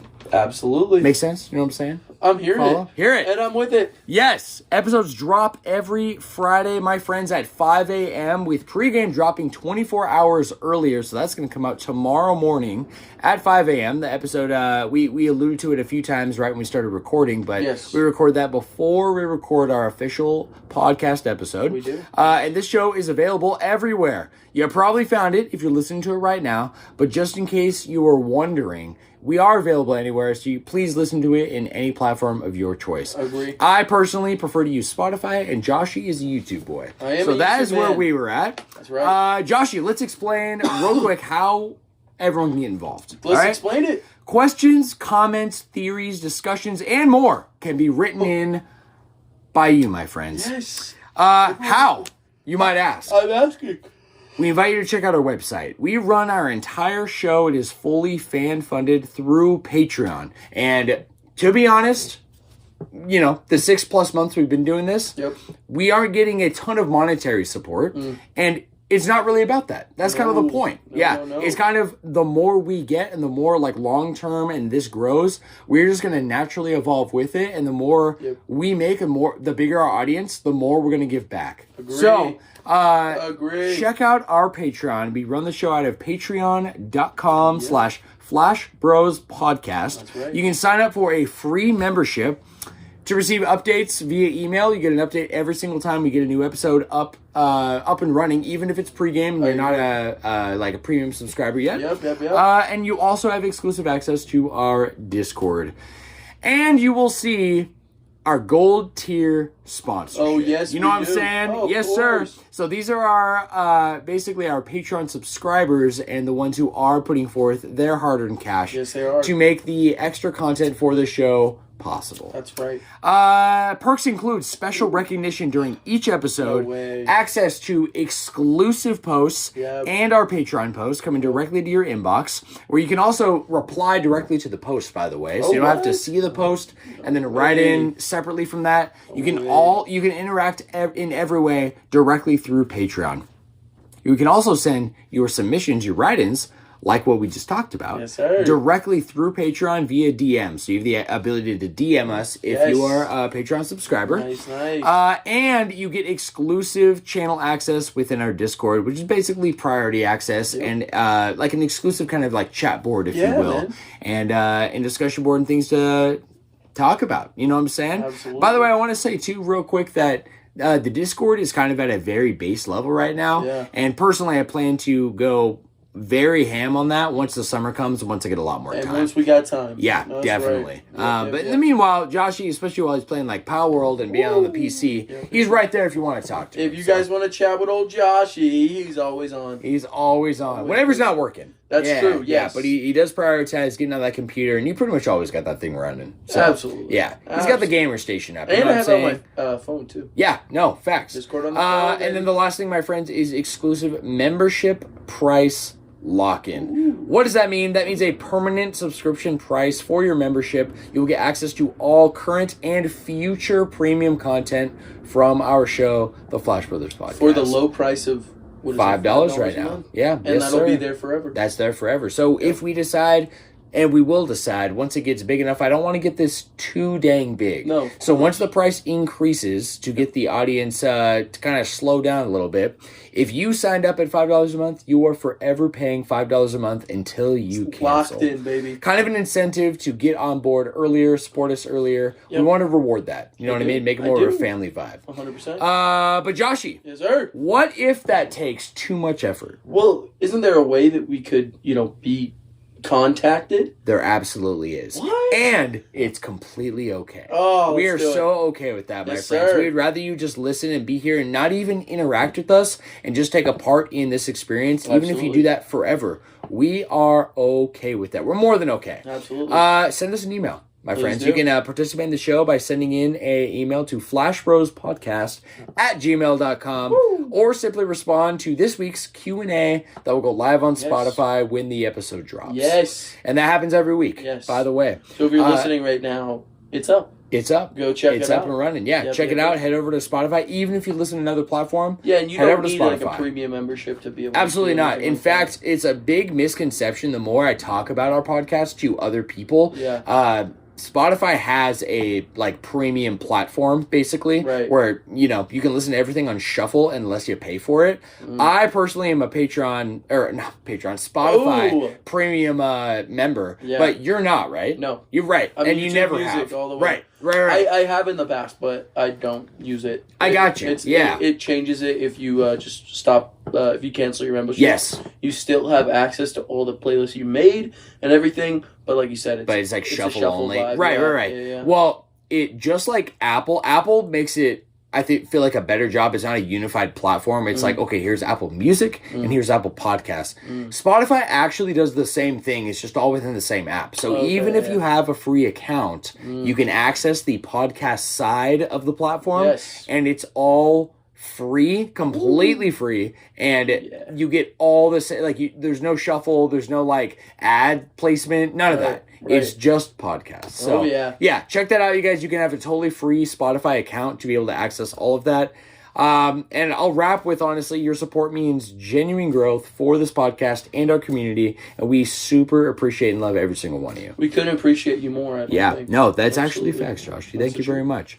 So as mentioned in the perks a second ago, Joshie, I have a list here of our current gold tier sponsors. Yes, sir. You know what? I got a list of 7 I'm looking at right here. Let's start with number 1, Annette. How we doing, Annette? Annette. Beautiful woman, my own mother. Wonderful. Welcome back. Welcome back, as Annette. Always. Even if she's not here with us, because to be honest, she's not really a podcasting type lady. But she's a sponsor. She is a sponsor. So they are and she's part of the family. Our hearts. Absolutely. Absolutely. You knew who's next on this list here, Joshie? Ooh. Donald Duck himself, my guy. Yep. Donald Duck, welcome back. Always good to see you, brother. Always good to see your name popping up here. Love it. We love it, and we love you, bro. Absolutely, man. I think it's made me like Donald Duck as a character more. Honestly, I agree, because I've probably said Donald Duck's name so much now that, like, Goofy's out. Yeah. You know what I mean? Fuck Goofy. Yeah, fuck Goofy, dude. Unless he subscribes, in that case. It's actually facts, bro. I feel like Goofy, too, there's this, like, funny dynamic between Goofy and Donald in the Kingdom Hearts series. Oh, yeah. Because they're, like, the sidekicks of Sora, the main character, you know? But the meme, it's kind of like what Mario does with Luigi and stuff. It's like, Goofy is the serious heart tone of it, and Donald is just a whack job, right? So a quack job. A quack job. My guy, that is so good. So I have more credit for Donald now, I think, after this podcast. So it's because of you, Donald Duck, and we appreciate you, brother. Whether you are actually Donald Duck or not, I believe he's real. I think he is, too. That's all I'm saying. It's the Donald Duck. It's the Donald Duck. Agree. Next on this list is Kendall, my beautiful girlfriend. Kendall Sutherland, my man.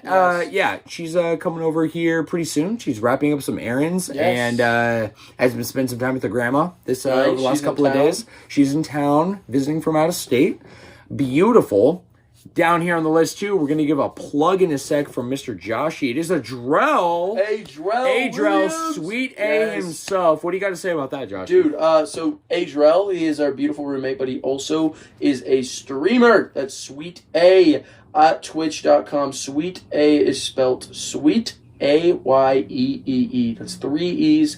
Make sure you put those E's in, because that's his at. That's absolutely right. Yes, sir. Yes. And he's hilarious, too. Check him out. He's so funny and talented, and, hilarious. You know, like, I think that dude could honestly do anything, but absolutely, he is made to be an entertainer. He's made to be a streamer. He is. You know what I mean? He's an entertainer in a group setting. He's so fucking funny.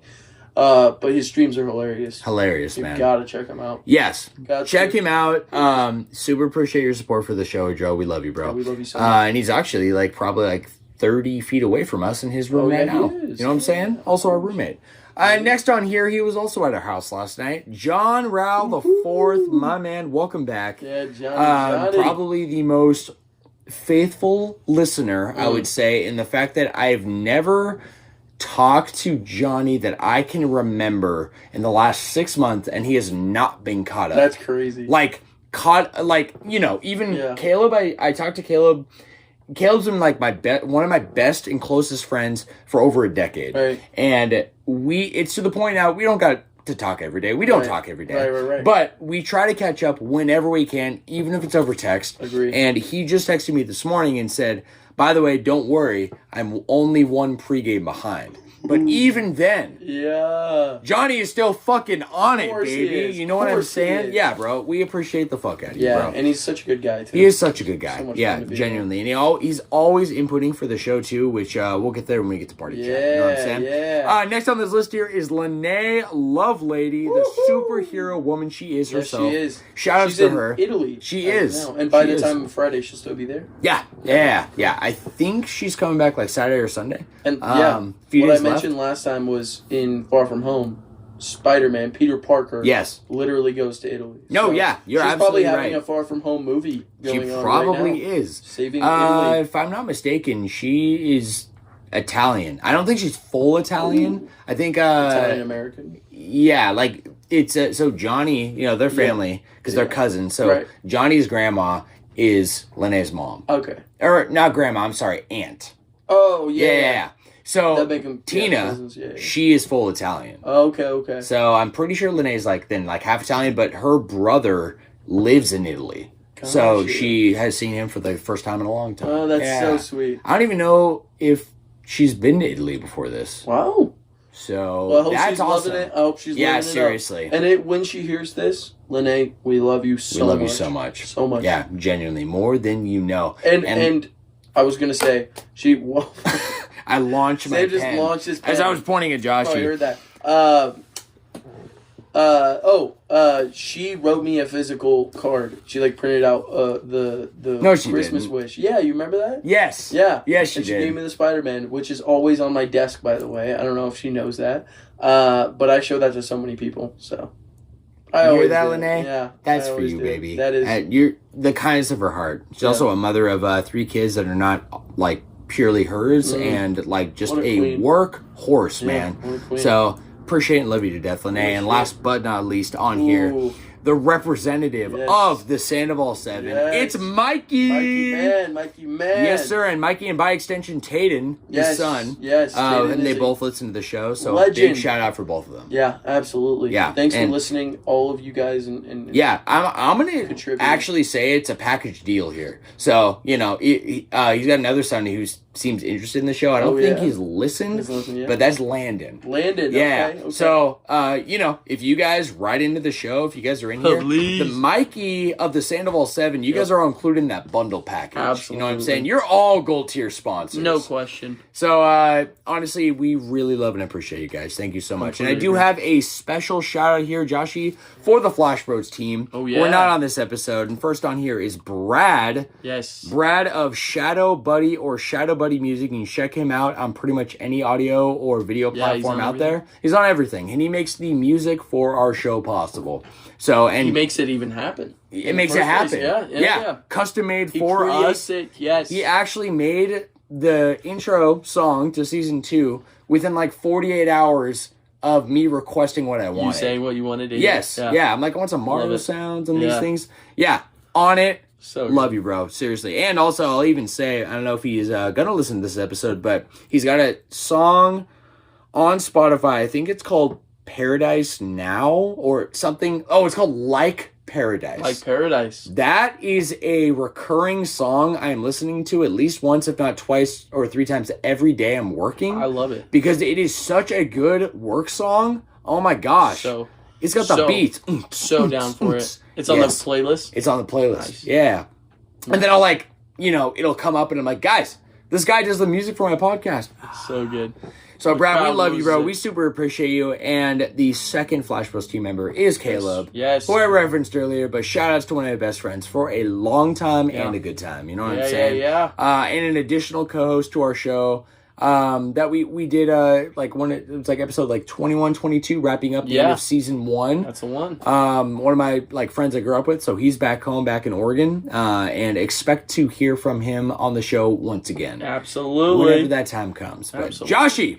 Yes. You know how we do, my brother. I do know how we do. We start this show in a very particular way, right? We got the casual vibe. Yep. We got the plugs. You plugged it. That's out of the way. Thank you. Let's get to the structure here. We start with one segment, and we're always going to start with this segment. Are you kidding me? Do you know what it's called? I have an idea. You have a good idea? What about you?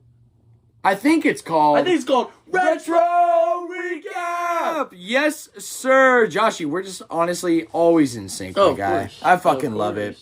Retro Recap, my friends. This is a curated piece of gaming history this week. Actually, I want to expand for a second on the evolution of this. So we've talked in the last few weeks about how it's slowly narrowed down to one game from 3,800. Yes, you know what I mean? 1 million. I used to get this list exclusively from GameFAQs, and I would sift through the week period of gaming history, and I would handpick a game that I felt like it was necessarily first to talk about. Something that was interesting for both of us, or something that I just really want to talk about, maybe educate you on, or something maybe I know you can teach me about. Right. But I think going forward, yes, in addition to narrowing it down to one game and talking more extensively about it, yes, I think because of like the future of the show, when we hit this episode a year from now, or I guess like this week of recording, right, it will actually be a different day. You know what I mean? That's true. So I think I'm going to stick to it being a game that was released on this day sometime in the past. In which we are recording. Yes. Yes. And today is March 13th. That's right. Right? Today, Wednesday, yes. Yes. And it is. I actually decided this after I'd already chosen the game, which came out March 13th, 2012. No way. Yes, sir. So we're going to go a week into, or I'm sorry, just sometime into the past here. Yes. I also want to say, it had evolved to, I got the list from GameFAQs. Yes. And we were giving it, I was looking up the Metacritic score. Right. And we were talking about that as well. Yes. This website that I found from last week called Moby Gaming. Okay. Yeah. It has beyond the info that I'm looking for. And they have something that's called a Moby score. Okay. And I was like, all right, what the fuck is a Moby score? You know what I mean? The Moby score is an algorithm that takes all of the official critic publicized scores and makes an average rating out of it. Wow. So actually, it's better than Metacritic. Wow. In a way. It's like kind that. of like its own Metacritic. You know what I mean? Like, yeah, absolutely. Yeah. I'm so with that. You're with it? Yes. Great. I'm thinking like going forward, I'm pretty much going to be getting this list exclusively from Moby Games. Moby Games. Not only for those reasons, but they also don't just show the games, and also several dates in the past have been wrong on GameFAQs. So Moby Games has multiple sources and has multiple authors and all these things. They know what they're doing. It's a more advanced GameFAQs, which has also been around for a long time. I like the sound. Yeah, man. So I'm excited. I'm excited to share. I do also want to say they don't just have games. They have consoles. They have when a company, like a development company, was formed. They have so much. I love it. We are never going to run out of content. Absolutely you know what I'm not. saying? Absolutely not. So with that being said, today's retro recap, my man, is a game, March 13th, 2012. This came out on the PlayStation 3 with a 92 critic score. Which I got from Moby, but this is going to be like the overall critic score. Right. Even the Moby themselves, like they gave it a 92 is incredible, especially during the PlayStation 3 era. Because if you don't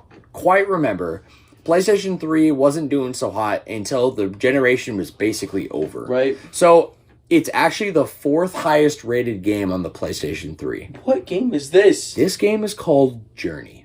Oh, Journey. Yes, sir, bro. Yeah. I actually can't remember if you and I have had an in-depth discussion about this game. We have not, because I haven't played it. You haven't played it? No. Okay. But it was definitely, it's one that I need to play. Need to play. Yes. Okay. I'm going to give, as I did with last episode, kind of the debut, I have like the kind of a rundown synopsis and description of what the game is. Yes. Mind if I get into that? Get into it. A little discussion about it? Yeah, bro. Especially because you haven't really played it before. This is an extremely special game to me and many, many other people out there. And it's a very, very unique... I would actually call it less of a video game and more of a video game experience. You know what I mean? I like that. I also want to say real quick, the developers was That Game Company LLC, which they only have a handful of games that they've made. Really, yeah. And this was their biggest, at this point, I thought it was on far. PS4. It did come to PS4. Oh, it did. Yes, but originally it came to PS3. Is it coming to PS5? Honestly, it's probably playable, is it not? Because I can play PS4 games? Yeah. Fucking A, baby. I want to put Kendall through it because it's a really, really... for like a player 2 couch co-op experience, like, hey, my girl's not really into gaming. Right. Let's play this game together. This is a game I would recommend. I'll say that much. So let's get into this description real quick here, Joshie. So I also found out this is not the official...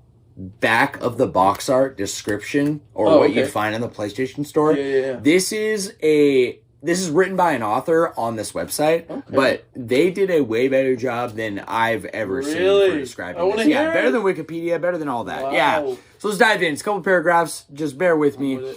So in Journey, the player controls a robed character through a vast desert with large areas that can be freely explored in any direction.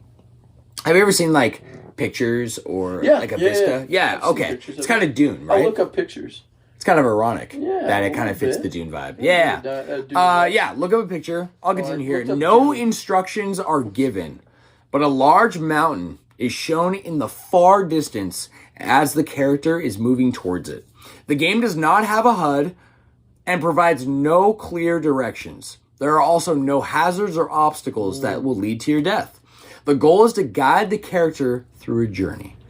The character can be moved around and is able to whistle as a short burst or more powerful whistle, depending on how long the button is held down for. I see. Whistling makes a symbol appear and is used to activate glyphs within the environment. After a, What happened? What? After a while. I was reading two sentences here. After a while, the player also learns to fly by activating floating pieces of cloth in the environment. These lift the characters into the air, and it is then possible to float for a short time or glide down through the sand. Kind of like Breath of the Wild, like a little bit, you know. Once charged, it is possible to give a few short bursts while within the air. And through the journey, the flying abilities improve. When moving towards a platform, the character jumps on it automatically when it is low enough. And the main challenge in the game is to find a way to progress by activating bridges or finding routes while you're not given anything. Yeah. Players can enable an online function to activate a cooperative mode. Other games worldwide are scanned, and when another player is in the same area, the characters actually appear in each other's games and can travel together. Whoa. No direct communication is possible. You can't speak to them, you can't talk to them, you can't write to them at all. Wow. You just see them move, okay? But through movement and whistling interaction is completely possible. So like that whistling thing I mentioned, in the symbol, if they do that, you'll see it, and vice versa. Right. Playing together with an anonymous player provides an additional advantage. When the characters are near each other, they charge each other's character, enabling them to fly. A single flying charge. Cool. This is done automatically. No challenges need to be overcome through cooperation, however. It is purely aesthetic, similar to the communication between, it says like deer in the endless forest. Never heard of that game, honestly. Rather than cooperative gameplay in between, for instance. Another game I also haven't heard of. Right. So, players can also leave the other behind at any time. Next to the main goal, I'm struggling reading this. Dude, next to the main goal to journey, it's just written a little goofy. Different than I would. Maybe I'm going to write this in my own words next time. Okay, next to the main goal in Journey, it's possible to locate and activate hidden glyphs. These have no further effect on the gameplay other than purely like taking in lore without it actually being lore. When the entire game is finished, the usernames of the companions met along the way are revealed to you. That's cool. That is the description. That's cool. What do you, like, where's your head going? Well, okay, so you and Dorian have said some really good Dorian things. too? Yes, yeah. Absolutely. Okay. He played it and he said it was an experience to be had. It is an experience to be had. The only reason I haven't played it is because I keep forgetting. I gotta just play. You said it's only like 2 hours? 2 or 3 hours. Yeah? Yeah. It's no question. Like, I don't know. I need to up that. Maybe I'll do it like literally tonight. Honestly, you just finished Power World. Yeah. Maybe. I probably will. Oh man, it's tough. My first experience was completely by myself. Oh really? Okay. And I cried.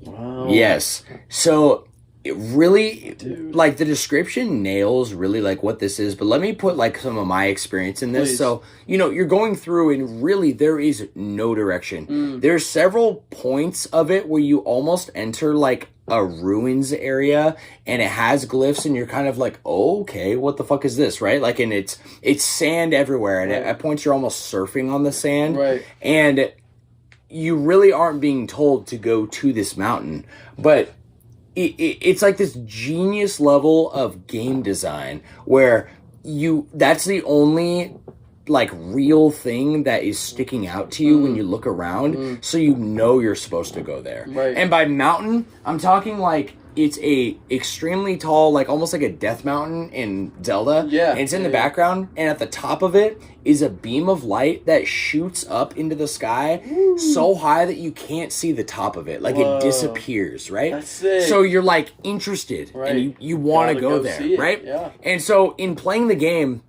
and navigating it, the vistas change. It goes from it's a desert most of the game, but once you hit the kind of the base of the mountain, right, it's kind of like as you're progressing, you don't even almost notice that the mountain is actually you're getting closer, you know, right, until you're at the base of it and you're like, oh fuck, I just got to climb the mountain now, you know? Dude. And as you start climbing up, you're still kind of in sand, but now it's really cold because of the mountain. So it starts getting like a snowy environment, right? And there's monsters that appear that are huge and fucking menacing. Like imagine those dragons in Breath of the Wild. Yeah. But they're not nice. Like, and they're kind of coming at you and they're attacking other things. Yeah. And you are like a fragile little villager. Right. You're not like some Super fight Saiyan superhero. Sure. Yeah. Sure. You literally are just like a cloaked figure that's faceless and nameless that has a scarf. And actually, as you're playing the game and as you find these secret glyphs, the glyphs turn into like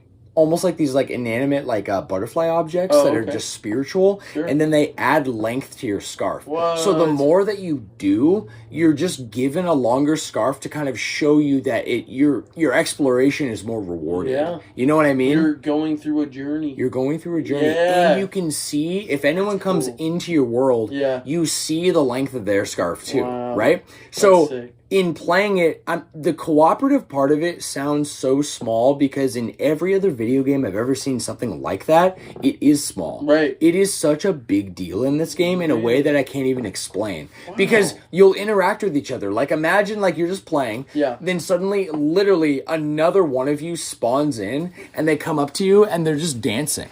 Because all you can do is move and make an emote, right? So you're dancing on each other, and then they're almost like beckoning you to come with them. So you're like, okay, let's go on a little detour. I'll follow them. And you're like, they'll show you something that you didn't know, and you find a glyph, and then they want to take you more, and you continue together, and then they just disappear, and you're almost sad. Wow. Right? Like you're almost like, where's my buddy? Yes. The game is like, the full game experience needs to be played online because even today, I last played through the game, I think like a year and a half ago. Really? In my last relationship. Wow. Yeah, I had her play through the whole game. Wow. And I just watched. And I got goosebumps, bro. Like, it literally, she said it herself. Yeah. When another player disappeared, she's like, where'd they go, my buddy? Yeah. But you don't even know them or anything, right? Like, but that's how the game just captures something so special within the realm of gaming, of invoking emotion and feeling without saying anything. Yeah. When you hit some of these certain like sub parts that are like underground, that you hit like 2 or 3 of them before you hit the mountain, you go up, it gives you like almost like a Zelda like the beginning of Wind Waker. It's like a pause. Here's a big cutscene, kind of giving you some lore of what happened. And it does. It like shows like it almost looks like ancient Egypt, and it like shows like just like some villagers, and they're like eaten by a big monster. And then the monster like ends up being buried underground, and it's like a new civilization on top of it. That's the best description I can give you because there's no words in the whole game. All the glyphs are, you can't translate them, right? So there's no English text, nothing. Once you get, I'm going to tell you like the end of the game in a small way. Once you finally reach the top of the mountain and like you're walking towards the light, it's like this big emotional feeling. You're like, I made it. I finished my journey. I made it. And you step into the light, and it like has holy angelic music, and you're disappearing. And that is where I'm gonna leave you. Okay. Yeah, I'm not gonna tell you what happens. I'm not gonna tell you what's in the light, my guy. But for a game that tells you nothing, I have never cried or felt so much emotion, and this is a must play. This is a 10 for me. Dude, I think a 10. A 10. That's good. Yeah. And that's what I gave it when I played it on PS3 like over 10 years ago. And that's why I'm still giving it today. Damn. Yeah. Yeah, I need to play this game. I'm literally thinking about playing it tonight, because how much is it? It's... Well, you got my PlayStation Pro in there, don't you? You could play it for free on that if you feel like it. How much would it be? I think it's like $20, maybe 15, maybe 10. I might no more than $20. Couldn't be more. Yeah. I'm definitely gonna check it out. I might just play it tonight because, I mean, honestly should. You could just sit down and play it? Yes. Yeah? Yeah, you can play the whole thing. Yeah. I feel like it's a better experience playing through it all together than it would be to break it up. Right. Specifically because it's so short, too. Right, but, like, you know how it is, too, with, like, just emotion and involving emotion in an experience. Absolutely. You know the feeling of you can't put it down. You know Absolutely. what I'm saying? So I do. Yeah, I'm happy it invoked, like, just interest for you. I'm very, very interested. I've been interested for a while. I just have not... This might be the perfect time, right? Right after you finish this huge game, what did you say, 120 hours, right? Yeah, 127. Yeah. Think about it. If you do, let me know. I will. Homework this week for you, my guy. I will. Is there anything more you want to say on it, Joshie? No, I'm just excited. I definitely want to, after everything you've explained, I kind of didn't know about the multiplayer aspect, so... I'm pretty excited about that. Yeah, actually, it's funny you say that because I didn't know about the multiplayer aspect when I played the game either. Oh, that's crazy. I only heard from, like, the YouTubers I was watching at the time that this is a must-play experience regardless of what level of gamer you are or how it looks. Right. Just play it. Dang. And, yeah. I'm not going to say actually anything else because I think I've said enough. I like that. So, and for any of you guys out there, like this is, write in if you guys have played this game and what you think of it. And if you haven't, Johnny specifically, this guy's always recommending, like, offshoot games for me on PlayStation. Yeah. Johnny, if you have not played this, Johnny, you need to play it. And I will be there with you because we can both talk about it next week. That would be amazing. Yeah, let's do it. For real. Josh, you mind if, take a pee break real quick? Do it. Yeah. Let's do it, baby. All right, we are back. Joshie, let's jump into the newsflash, my guy. Yes, sir. Newsflash, my friends, is just our piece of news this week after sifting through the many headlines that we used to have a format of like 3 apiece. Yes. And now we're just bringing it back down to 1. Yes. To kind of just give like a focal point for the podcast. And honestly, still not really a lot of news. It's a lot of rumors, speculation, which I feel like is always following just this type of this time of the year. You know what I mean? It's like, hey, we're about in spring. Nintendo's about to be coming out with some shit. I mean, go back in the day, this was pre-E3. Yeah. You know what I mean? Absolutely. So we're kind of there, as we talked about the last episode with, like even the episode before that, with Pokemon, its big announcement. Right. And with the Switch 2, but we just don't know a lot. We don't.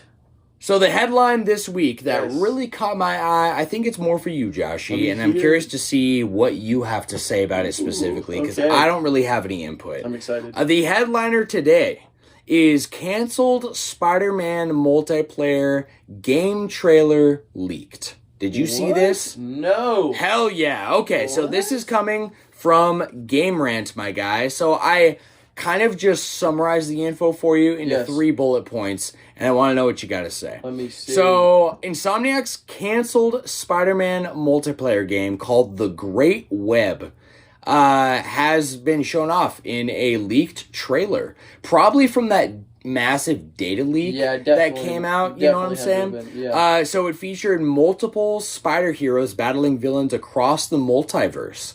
The leaked concept trailer shows off a playable Spider-Gwen and Peter's black symbiote costume, hinting at a deeper exploration of the extended Marvel Universe.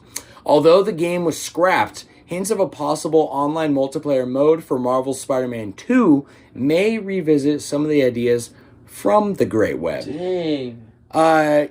So, and because you didn't hear this, what is your initial reaction right now from this information? Well, first off, give me my fucking game.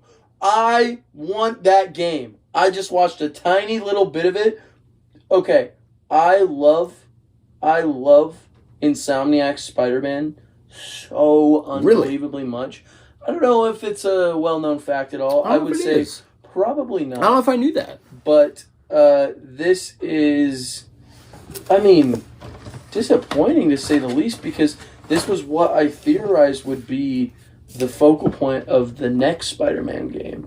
And so the fact that there already are plans, Spider-Man 3. 3, okay.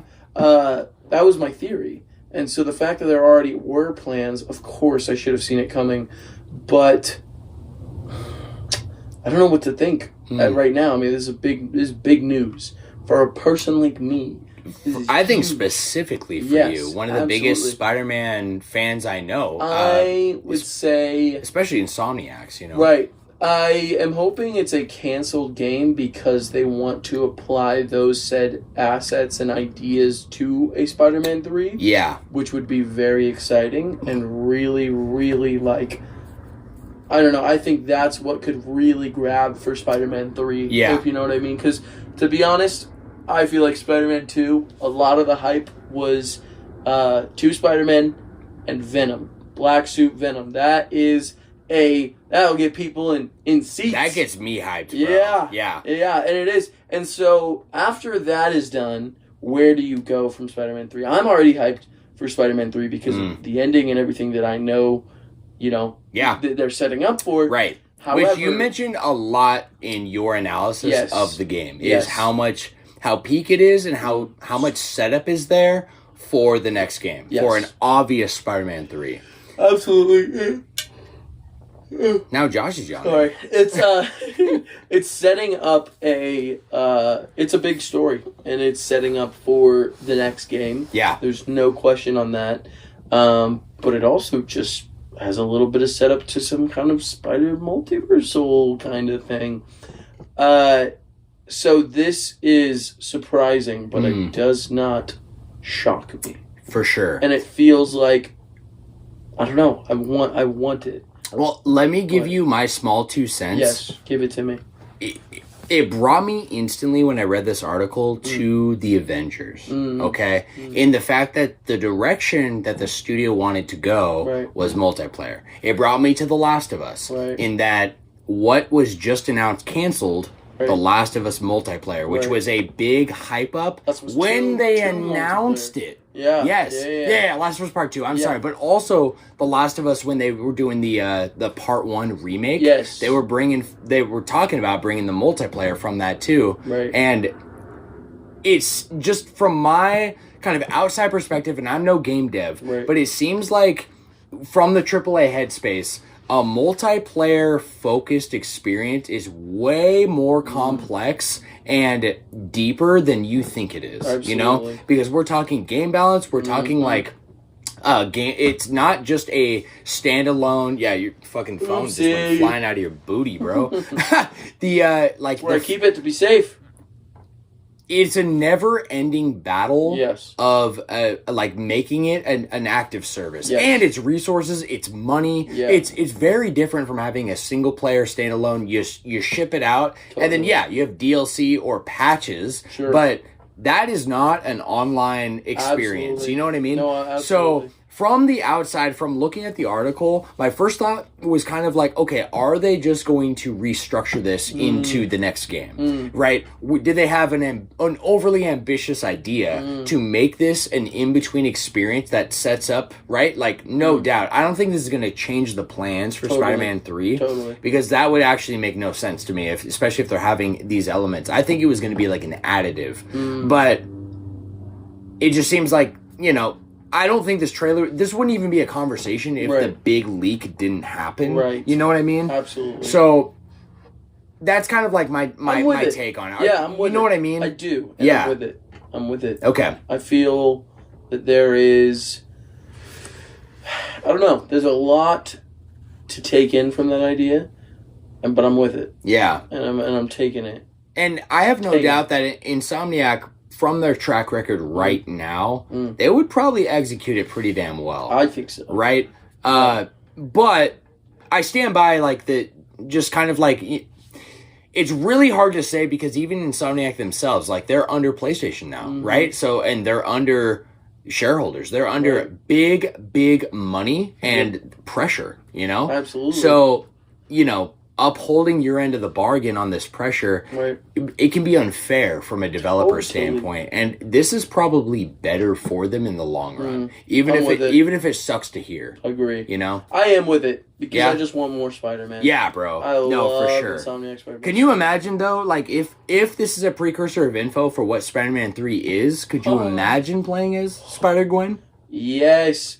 it would be peak. It would be peak. I'm just thinking from what I saw of Spider-Gwen in Across the Spider-Verse, how different she was and like how she moved. She's so agile. She's like a ninja. Yeah, you absolutely. know? Yeah. She's a ninja ballerina Spider-Woman. You know what we should do? We should, I'll give you a choice right now, Joshie. We can pause, watch the trailer right now, and talk about it for a sec, or we can watch it, like, after cast. Let's do Aftercast. Aftercast. If you're down. I'm so down. Just because I really want to, like, watch. I just watched, because I don't think they can really release the whole thing, like, on a trailer like this. I don't know. They don't really have the trailer available. It's only, like, YouTube Shorts, though. Oh. You see what I'm saying? Yeah. Yeah, we'll see if we can find it. I'm sure it's out there. You know how it is. Absolutely. Like, once one thing is released online, it's, like, there forever, you know? Yes. I also want to say it's worth noting, did you see the update that just dropped for Spider-Man 2? What's the update? This was another news article that I'm just combining into this. There was a big update. They added a bunch of things, most notably New Game Plus. Oh, shit. Are you serious? Yes, sir. Dude! It's available, baby. Right now? I think it's right now. Right, I'm pretty sure it's already dropped. Yeah, all right, Josh is gone. We're going to wrap the cast wrap now, baby. Right now. Yeah, does that excite you? Yes. I've been waiting for this. This is why I've been waiting on playing the game again. So I'm about to you definitely got to play fucking Journey before you walk into New Game Plus. You'll be wrapped up for weeks, bro. Fuck. You should have told me that. You should have told me that. Joshie, let's move on here. Yeah, let's get to our main topic. Are you down, brother? So, as we've been alluding to with more of like a headline episode here, we have an even bigger piece of news that broke headlines this week. Yes. And I would be shocked if most, especially like gamers, and you're probably a gamer if you're listening to this, if you hadn't heard of this yet, okay? Yeah. This is the passing of the world famous Akira Toriyama. Absolutely. Which I've asked Joshie to take the lead on the main topic this week. Yes. But I have two things I wanted to kind of like add here. This isn't any info about it. Yes. This is just some things that are really cool coming from like some big guys in the industry. Yeah. In tribute to Akira Toriyama. Yes.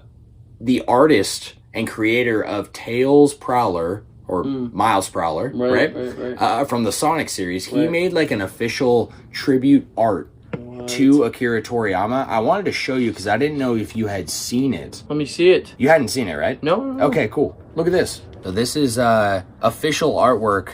It's actually made by the official artist. Oh, that's so cool. Tails. And that's so cool. I love it. Just a really, like, wholesome send-off. And Toonami, the streaming service, they announced in tribute to Akira Toriyama, they're going to be holding a Dragon Ball Kai marathon. I don't have info about it, but Z-Kai, thank you. Yeah, they're going to have, like, a whole marathon specifically in tribute to this man. Beautiful. So I'm going to let you take the reins here, Joshie. I would love to. So, just first thing said, before I get into it at all, Akira Toriyama, this man is a builder of legacies.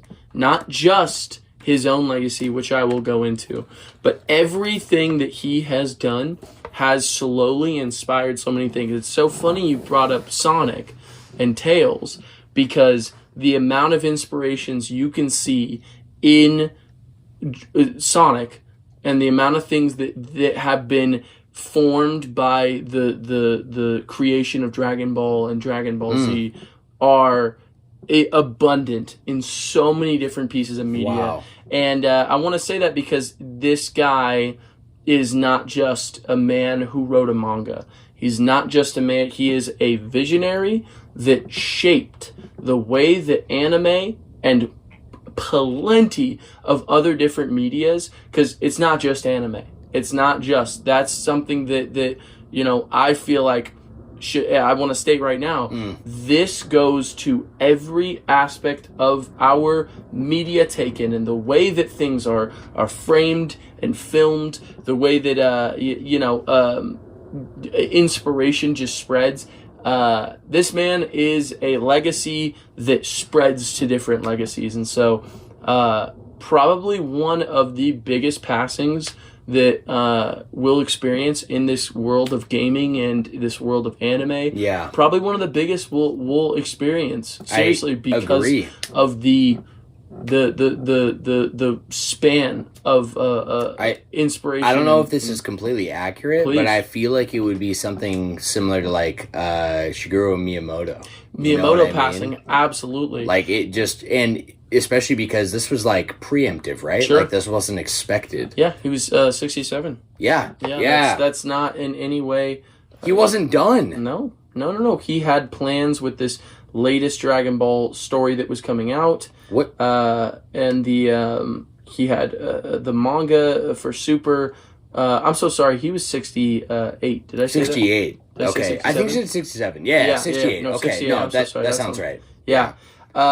Just passed away this on March 1st. So I want to celebrate everything that I've said, and I want to, truthfully, my heart is broken. This guy, here, I'll get into this. Okay. I want to talk about his legacy, but I want to talk about how not only Dragon Ball Z, but Akira Toriyama's style has inspired me as a person beyond just what I enjoy to watch on the TV, but what I enjoy to draw, the style in which I draw, the way that I have structured my stories since I was a kid. I've been writing stories since I was a young kid. Oh yeah, that's a great idea because the planes are going everywhere.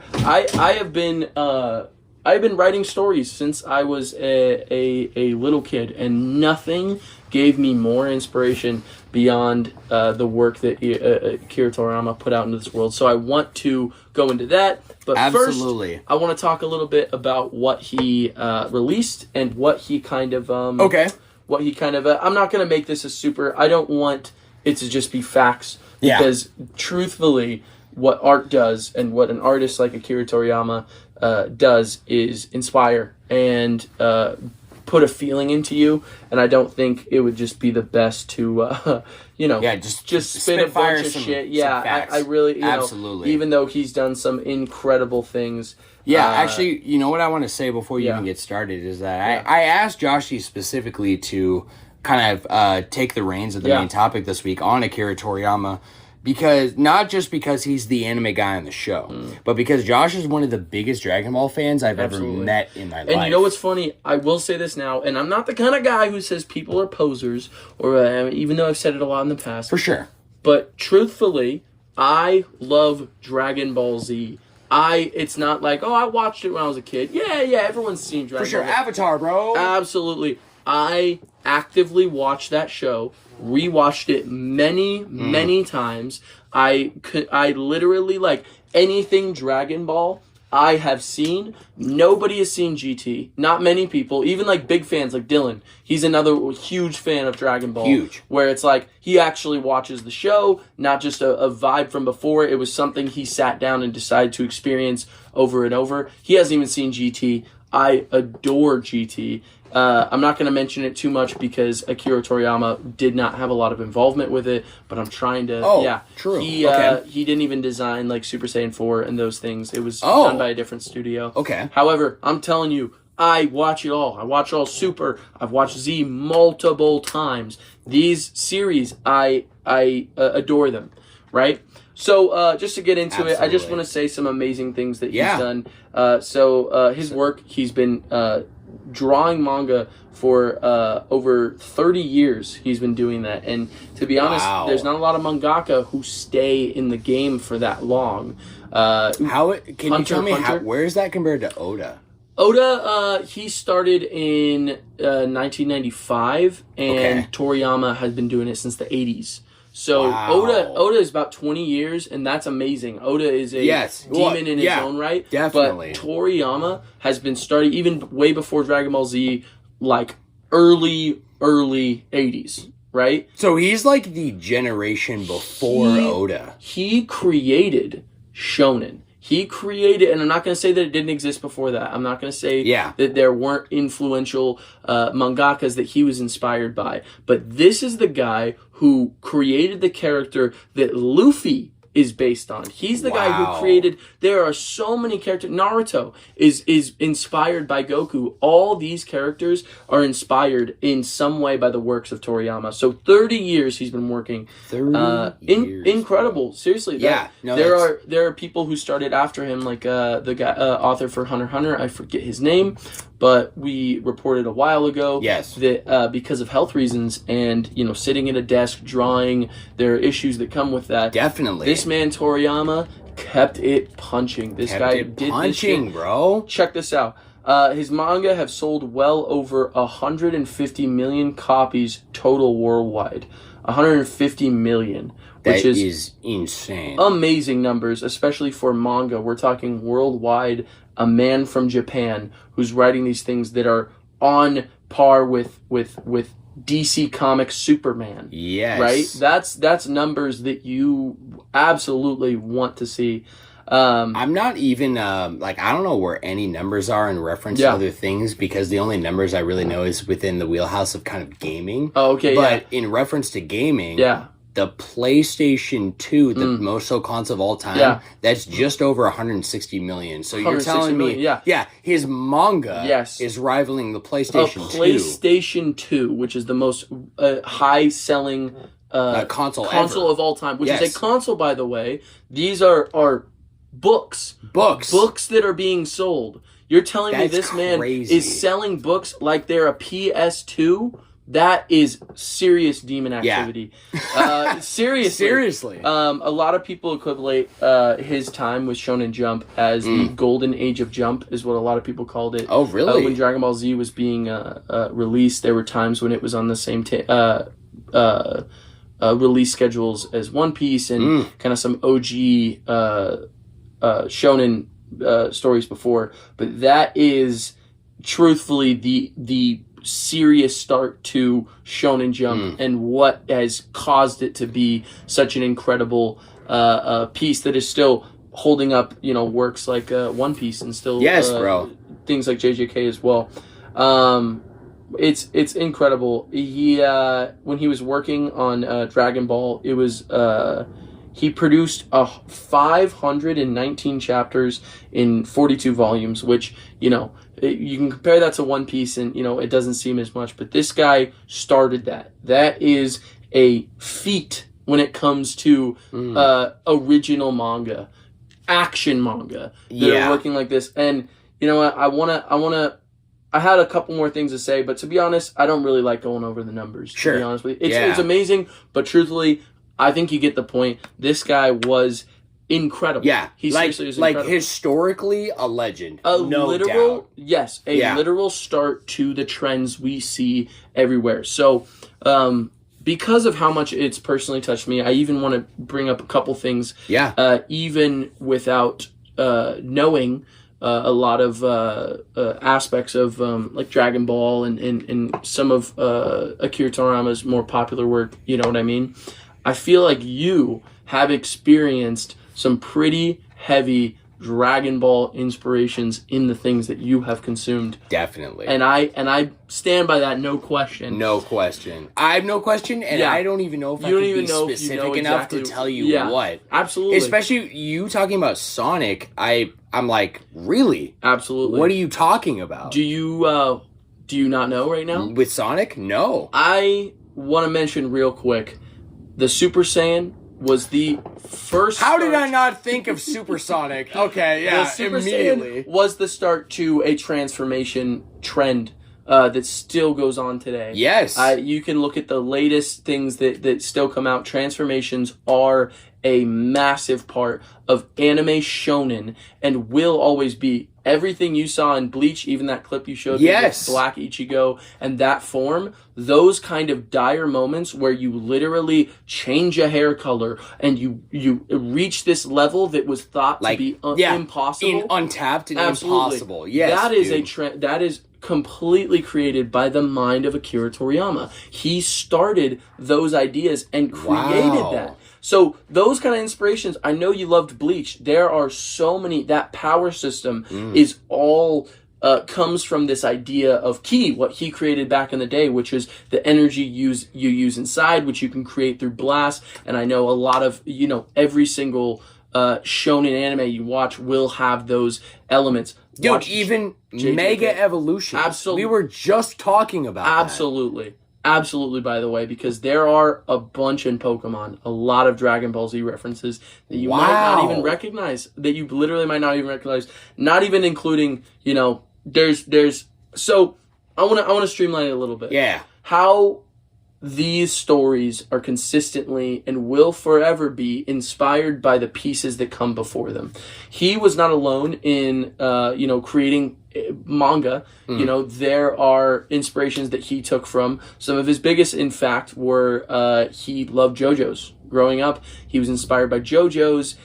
He really liked Fist of the North Star. Have you heard of that one? Fist of the North Star? Yeah. I sure have. That's one of the Ken's Rage is great grandfathers. Yeah, Ken's a character. Yeah, he is. And so and even Berserk and those kind of OG mangas that really just kind of started that whole or not really started but inspired, and it kind of gets me to this point of almost being emotional towards this where truthfully a man never dies.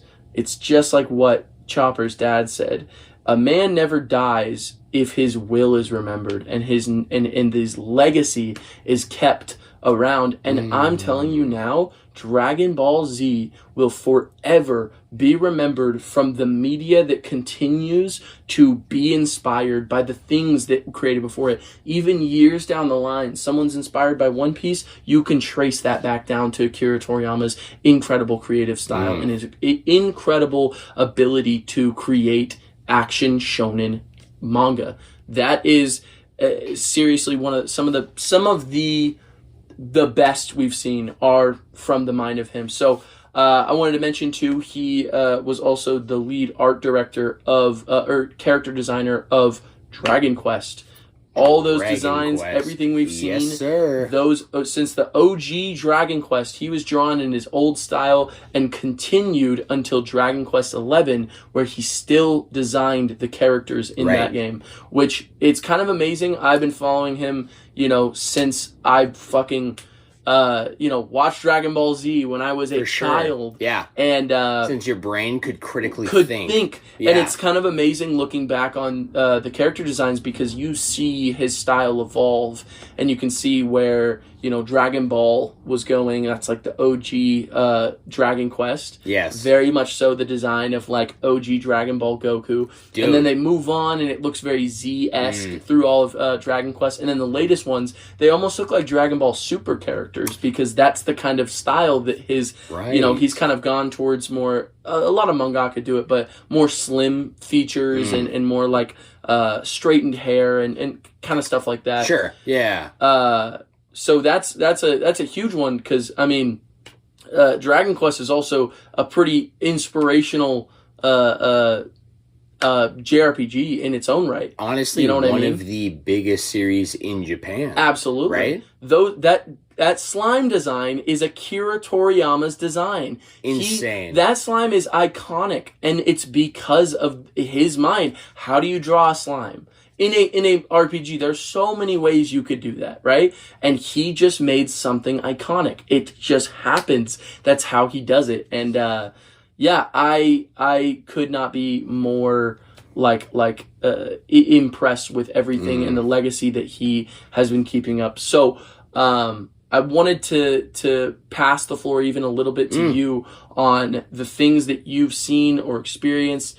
I truly believe that there's a lot of shonen material even in Persona and those kind of stories. You play a lot of JRPGs. Oh, yeah. And kind of just me asking if you've seen that kind of inspiration without even watching Dragon Ball Z, if you recognize, hey, this design looks like this, or this power system feels like that. And I was wondering if you had anything in your mind right now.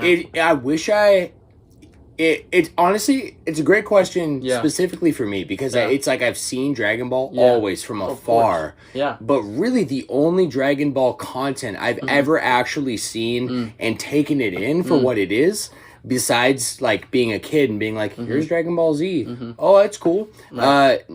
I see it so much. Yeah. Just knowing who Goku is, and I know who Goku is because of how big Dragon Ball is. How big Akira Toriyama, I've heard that name. Of course. Like, you've heard that name even if you don't read manga. You don't read manga. You know what I mean? Because he's so big. It's like, who was the most voted for character in Smash? It was actually Goku.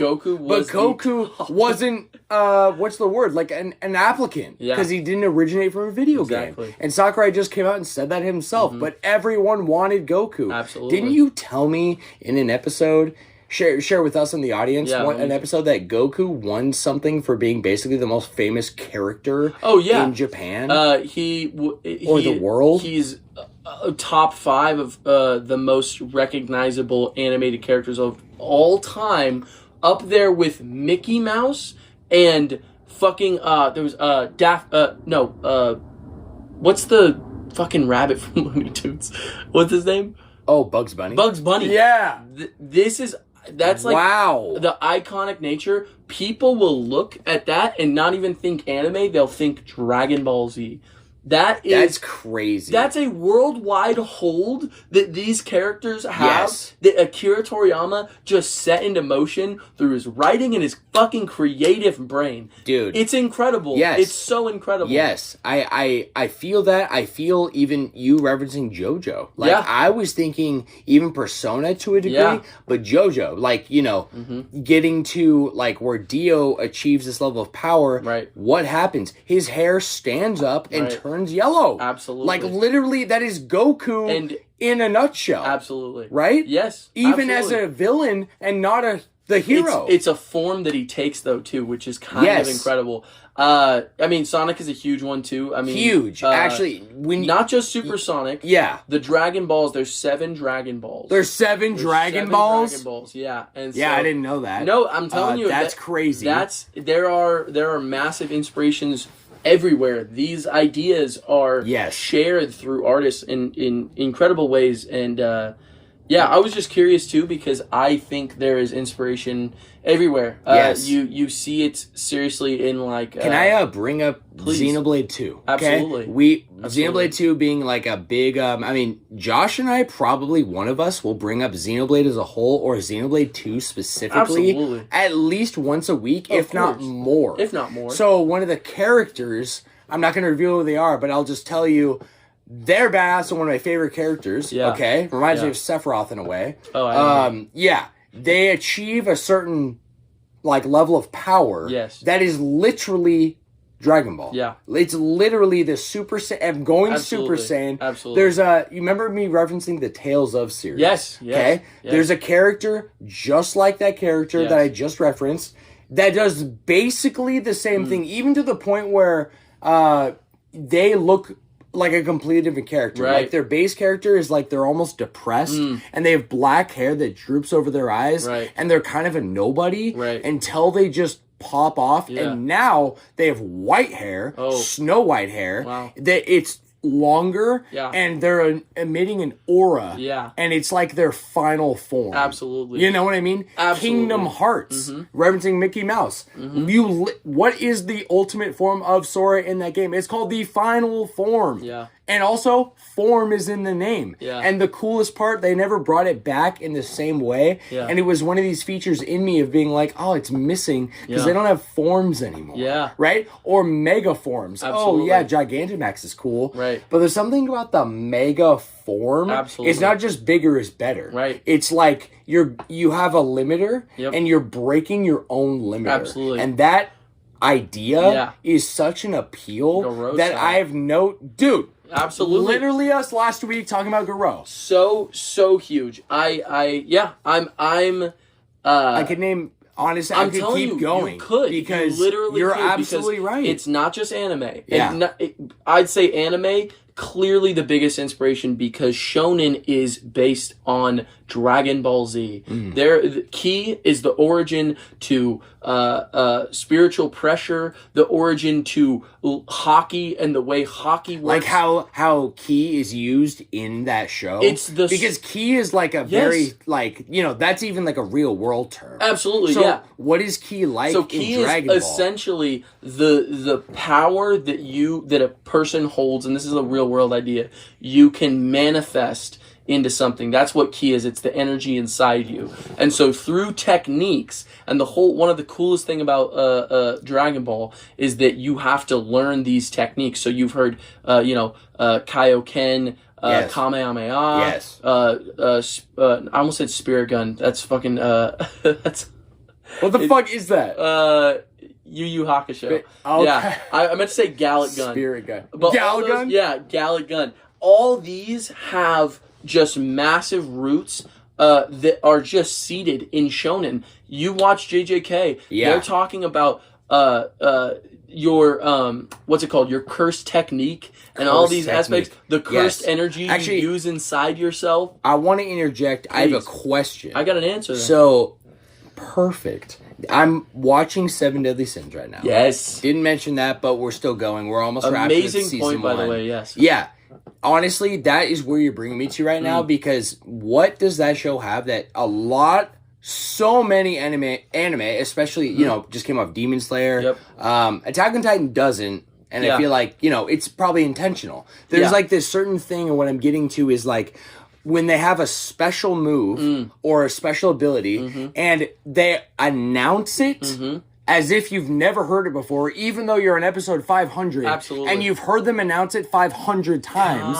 Right. Like, I'm thinking the answer is an absolute yes, but is that from Dragon Ball? Absolutely. Right? With a title and a descriptor and like a scene. Yep. Like, it's like, they almost over the top. I will go even deeper. So Seven Deadly Sins has some of the the literal, biggest inspiration from Dragon Ball through the power level system that they introduced in season 3. Okay. I don't know if you remember that, but Hawk gets that earring that it lets him have the ability to see people's power levels. Yes. That is directly from Dragon Ball. A power level is what a scouter uses to be able to read people's literal number level of what they are capable of. So, the famous meme of it being over 9,000. It's over 9,000! That's a scene of Goku, right? A traditional power level would be like 150, right? Okay. His power level being over 9,000, scouters become useless after a while because they blow up.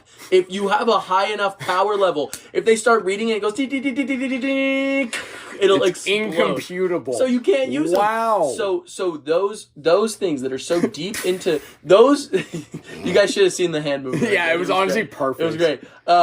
Josh is notoriously good with sound effects, by the way. It's like you can make a reference from something, and Josh will quote the scene, SpongeBob a lot. Yeah, true. And it will be to a T. Even the sound effects, I'm like, wow. Yeah, don't get me going on The Incredibles too. I don't know if you guys have ever heard The Incredibles too? Yeah. No, The Incredibles as well. Oh. Because I'll just quote that whole movie.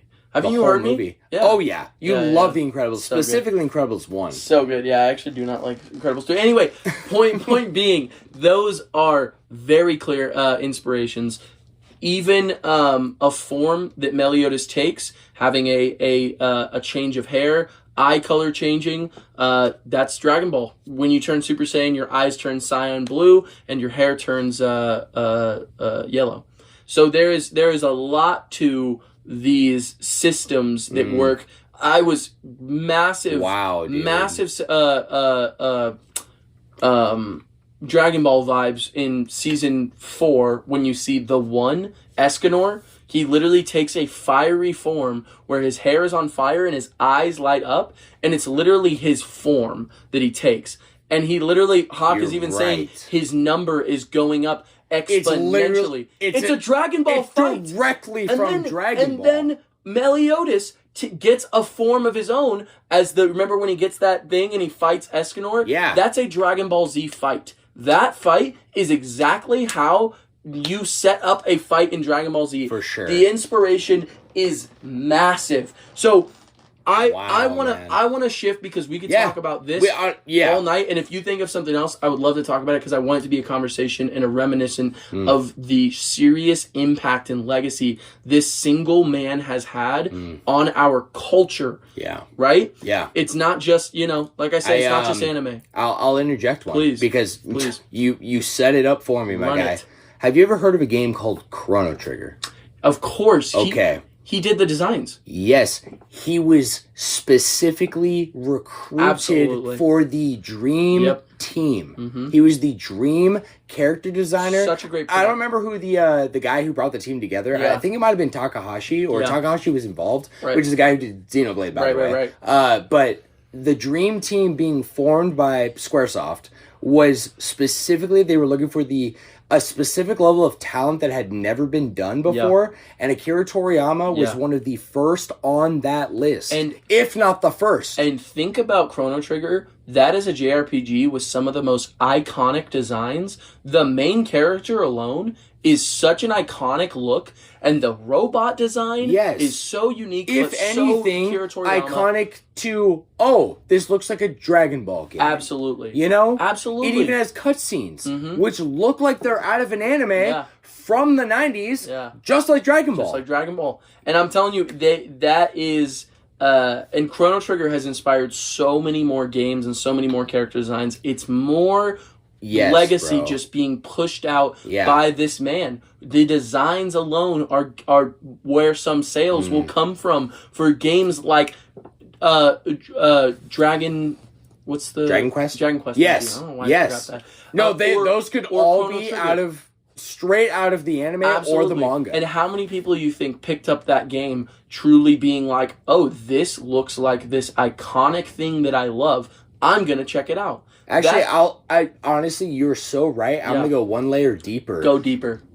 I almost guarantee every single person who picked up the game or played it had that thought because they had already heard of Dragon Ball. Absolutely. They already knew what Dragon Ball was. Absolutely. And that is a feat alone for a man to be able to have that much ability. Is blown. I don't know if there are character designs and styles as unique and recognizable in any other media, I'm saying this out loud, than Dragon Ball Z. You can see a design, you can see a character, and you'll say, okay, that's Dragon Ball inspired, or that's a Dragon Ball character, or that was done by Akira Toriyama. How many other manga artists where you'd be like, oh, that's definitely him. That's him right there. You could sometimes be like, oh yeah, I could see that now. Okay, I'm having this crazy. First of all, the answer is no one. No one. Not to that degree. No. Even for it's still kind of fresh. The whole conversation we had, episode 3 on One Piece, and the influence Oda is still having on the entire world, right?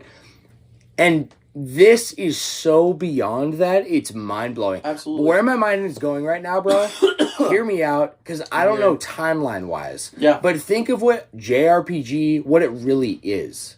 Right. The whole system is a power level system. You literally have a level that goes up that sometimes you have to get an ability for one of your characters to read your enemy's power levels. And what do? They announce their attacks and then use them. Are you telling me that the entire JRPG genre has influence from this guy's mind? If Akira Toriyama, as an artist, was a tree, he'd be the world tree. These roots spread everywhere, Sam. There are literal scenes from Steven Universe that are so heavily inspired by Dragon Ball Z. You can feel it. The way fights end up in certain things. Motherfucking Creed 3. You know that Rocky franchise? How it had the Creed movies that came after? It was directed by Michael B. Jordan. And he said, for his fights, the biggest inspiration that I had was Dragon Ball Z. Shut the fuck Absolutely. up, bro. And he directed all those fights. He said anime impact fighting, specifically Dragon Ball Z, accentuates the seriousness of a fight to a degree that other pieces of media are unable to capture. I also mentioned this one because we're on Michael B. Jordan. Man is a huge Dragon Ball fan. Massive. Really? Have you ever seen Killmonger's costume? He specifically said, I want it to look like Vegeta's outfit. No fucking Absolutely. way. Take a look at this. You'll look at it right there. That's Killmonger in the movie. That is Vegeta's fit. That is just, he's got the sleeves. Guys, look this up because it's so obvious. Absolutely. And I'm sitting here thinking, how the fuck did I not notice that in any way? But that is another, I mean, with how huge Black Panther is, there's another route that Dragon Ball is inspiring into these series. It spreads so much deeper than I think you thought before you sat down here. Absolutely. Akira Toriyama's legacy will forever go on because even if a fucking 1,000 years from now, Dragon Ball Z is not at the recognized, root, bro. Yeah, it's the root. It's at the root. It's the root. In fact, honestly, like, this is how I'm like seeing this chain you're even on right now, like way in the future. Yes. You know, you have Dragon Ball. Yes. Makes Chrono Trigger. Okay, I'm gonna go into gaming because that's what I know. I know it. Okay. Chrono Trigger inspires this game. Right. This game inspires this game. Okay. You get to where we are, link after link. The root will always be remembered. A lot of those middle guys that inspired the next, those will be forgotten. You know? Absolutely. Wow. The wow. world tree cannot be forgotten.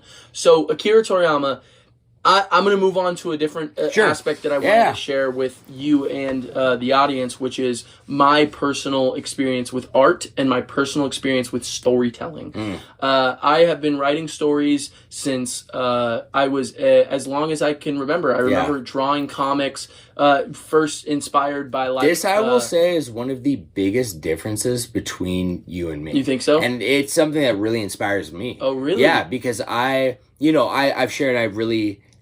feel this creative side of me I've never seen before, just in the podcast. Yeah. But before this, genuinely, and it's still not the same. I can't come up with a story to the degree, a fantasy-driven story like you can. I know that, and I like taking in others instead. Well, let me tell you something. Yeah. I would not be the person I am if Akira Toriyama did not do what he did with his creation of Dragon Ball Z. That's just the truth. It's Dragon Ball Z, I'll give a quick little, backstory of my introduction to it.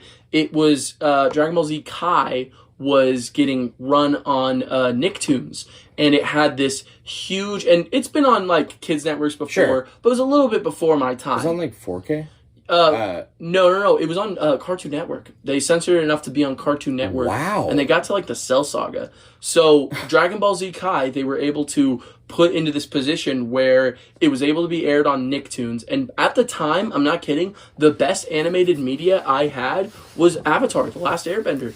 As a kid, which is incredible, of course. By the way. And we should always mention that's incredible, of course. No, for sure.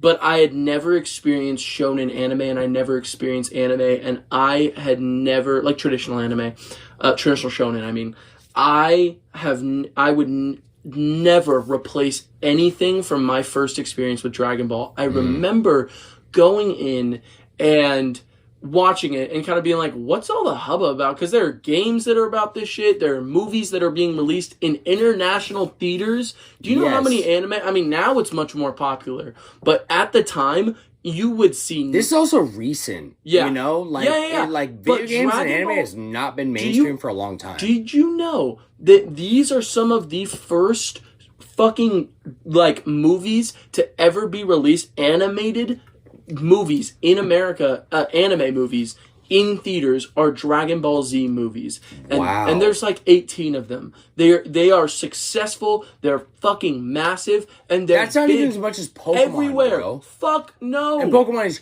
huge. And guess what is super inspired by Dragon Ball Z? Pokemon. Absolutely. Insanely. Even just the design of Mewtwo alone is clearly inspired by Frieza and like, you could say what you will, but you look at this design and the purple that's used. I have a figure right there if you want to take a look. Fuck. The tail, everything. This guy is a menacing genius who literally is the exact same vibe as, not the exact same vibe, but very clearly inspires what Mewtwo is and the way, like, look at that design right there. No, it's unreal. Even the facial expression, Absolutely. like, it's a humanoid, obviously. Absolutely. And Mewtwo is clearly a Pokemon, right. But the expression. How do you turn that into it's inspired so deeply from the first games. And so, wow, even 3 toes, absolutely, bro. Well, absolutely. Mewtwo has 2, but I think he's got three fingers. little finger nubs. So just another piece to mention. You say Pokemon, I say there's roots in that too. Yeah, so, I'm sorry, I'm distracting you though. So like, bring it back to you. I was just gonna, you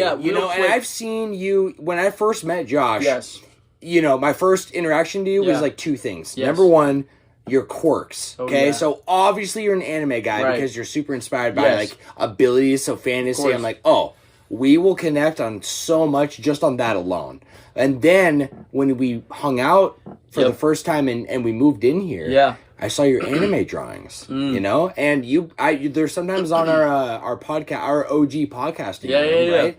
And I want to know like your inspiration for that. Yeah, so I just wanted to say that the when I first watched it, it changed what I thought would be possible in media, because at the time I was watching Back at the Barnyard and SpongeBob, and you know they got quality there. Hey, I'm a SpongeBob guy, but I get it. I remember being glued week to week, just hooked on this show. The way that they're able to scatter characters and have them do things in different areas. Dude. And then you pray, you're like, I need Goku to show up. It's the same thing with Saitama. It's so very clearly inspired. When Goku is on his way, that's Saitama's biggest flaw, is that he takes his time to get to the fight. And so everyone has to hold him off. It's Dragon Ball Z. It's the way that it works. For sure. Well, honestly, One Piece wouldn't be a show if he wasn't like that. Absolutely. You know what I mean? Because it would just be over. Yeah. But absolutely. Yes. Yeah. So that was my experience. And from that point on, I started writing. So I had my original, like, my biggest story at the time was called Mac the Warrior, and it had all these intricate things that were going on with it. Yeah. But it was more inspired by, say, like, the style of, like, a video game, if that makes sense. Yeah, like, for sure. Party members and characters. Oh, okay, And true. I created a sequel series so very clearly inspired, if not ripping off, called Mac the Warrior XT, where they gained forms. It was him and his adult. Fuck. It was him as an adult and his children, and the way that they were all, like, interacting, the power scaling system and the way that it worked just was everything. That was my new form of, this is fucking anime. This is how a show should be done. So growing up and then having that also go with, you know, drawing for a long time, the way that I learned to draw was by drawing Dragon Ball Z characters. And I did this all throughout high school. I would draw Dragon Ball Z characters and notice the details that I love. There's many details in Akira Toriyama's style. No, it's actually crazy, details, bro, because in looking at like the puppet right there and the drawings from the eyes, what I saw in your drawings was JoJo. Yeah. What you're seeing, it's definitely Dragon Ball. And even just like these eyes say what this character does in a way that not a lot of other anime can do that. Or even if they do it really well, it's very clearly inspired by the style of Dragon Ball. One of my favorite things about him is his ability, about Akira Toriyama and his art, is his ability to make a character look so loving and peaceful. And when shit hits the fan, it is business time. Business time. I've analyzed the way that he draws his eyes. There's this looseness when there's no seriousness. It's a completely different, it almost feels like a different art style. Wow. And he completely changes the eye design, the way the eyebrows look, the way that, like, I literally could, this is how I draw my eyes with those on the bottom, the way the nose I can looks. see Big Log Hosh in my I'm telling you right now. And that, even Big Log Hosh, which is my One Piece original character, by the way, guys. Yes, sir. the muscle design, the way that I did that is Dragon Ball Z. Yes. That's what it comes from. No, I'm not kidding. I almost maybe looked at it as like a primitive JoJo. Yeah. Right?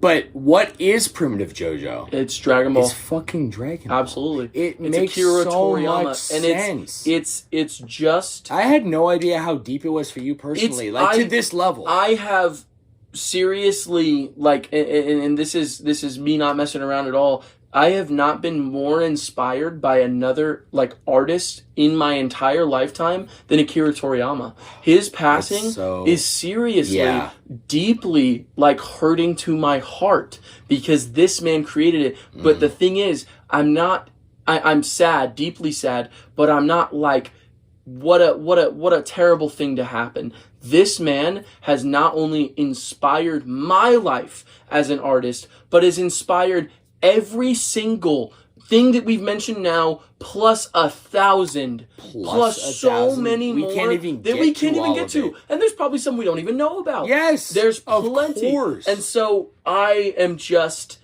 I'm amazed by his ability to inspire because I experienced it. I see these inspirations in other medias. I don't think they're copying him. I see where that's coming from. And one day I plan to write my stories and make my comic and do these things. And the truth is, it would never even possibly happen if Akira Toriyama was not the incredible artist and visionary that he was. He pulled it out of so many people, Sam. It's not just me. Yeah. It's so many people out there. People who just draw art that we don't even see on the daily were inspired by Dragon Ball as a kid, Killmonger, all these like big actors that are putting what they felt and learned from Dragon Ball Z into the movies they are creating today. This is Akira Toriyama's legacy. Everything that we've already mentioned, plus more. And honestly, I don't know, unless you have something else you want to say. I don't know if we have anything more that I want to say on his honestly, inspiration bro, on me. I'm first of all like, thank you for taking this main topic because I definitely could have not mimicked at all, or I can't even like fully even relate to the passion that I felt from everything you just shared about this man's legacy. You know, this is so much more than like an episode on like the legacy of like, you know, Miyamoto, and like, you know, that's something you and I, huge Zelda fans. First tattoo on my body. Right. You know what I mean? Right. Being 19. Right. And one of the first like video games I snuck behind my mom's back and it was like one of my favorite series. Like, you know, and I have personal so much inspiration from so many things and beyond games too. But I don't think I could talk with that level of passion, how much it truly means to me, right? Like I just heard from you. And also, I learned so much. Well, I'm telling you, man. I'm mind blown. The truth is, it's because of his legacy. For sure. I don't just see it because I've, you know, seen a bunch of anime. I've experienced it. I'm one of the people that his legacy is passing on to. I mean, like, I'm not saying I'm some huge fucking artist or anything. For sure. But that his work has deeply influenced the way that I draw, the way that I write stories, the way that I make characters, the way that I dream up fights in my head. The anime fights would be nowhere if it weren't for Dragon Ball Z, and that is just the truth.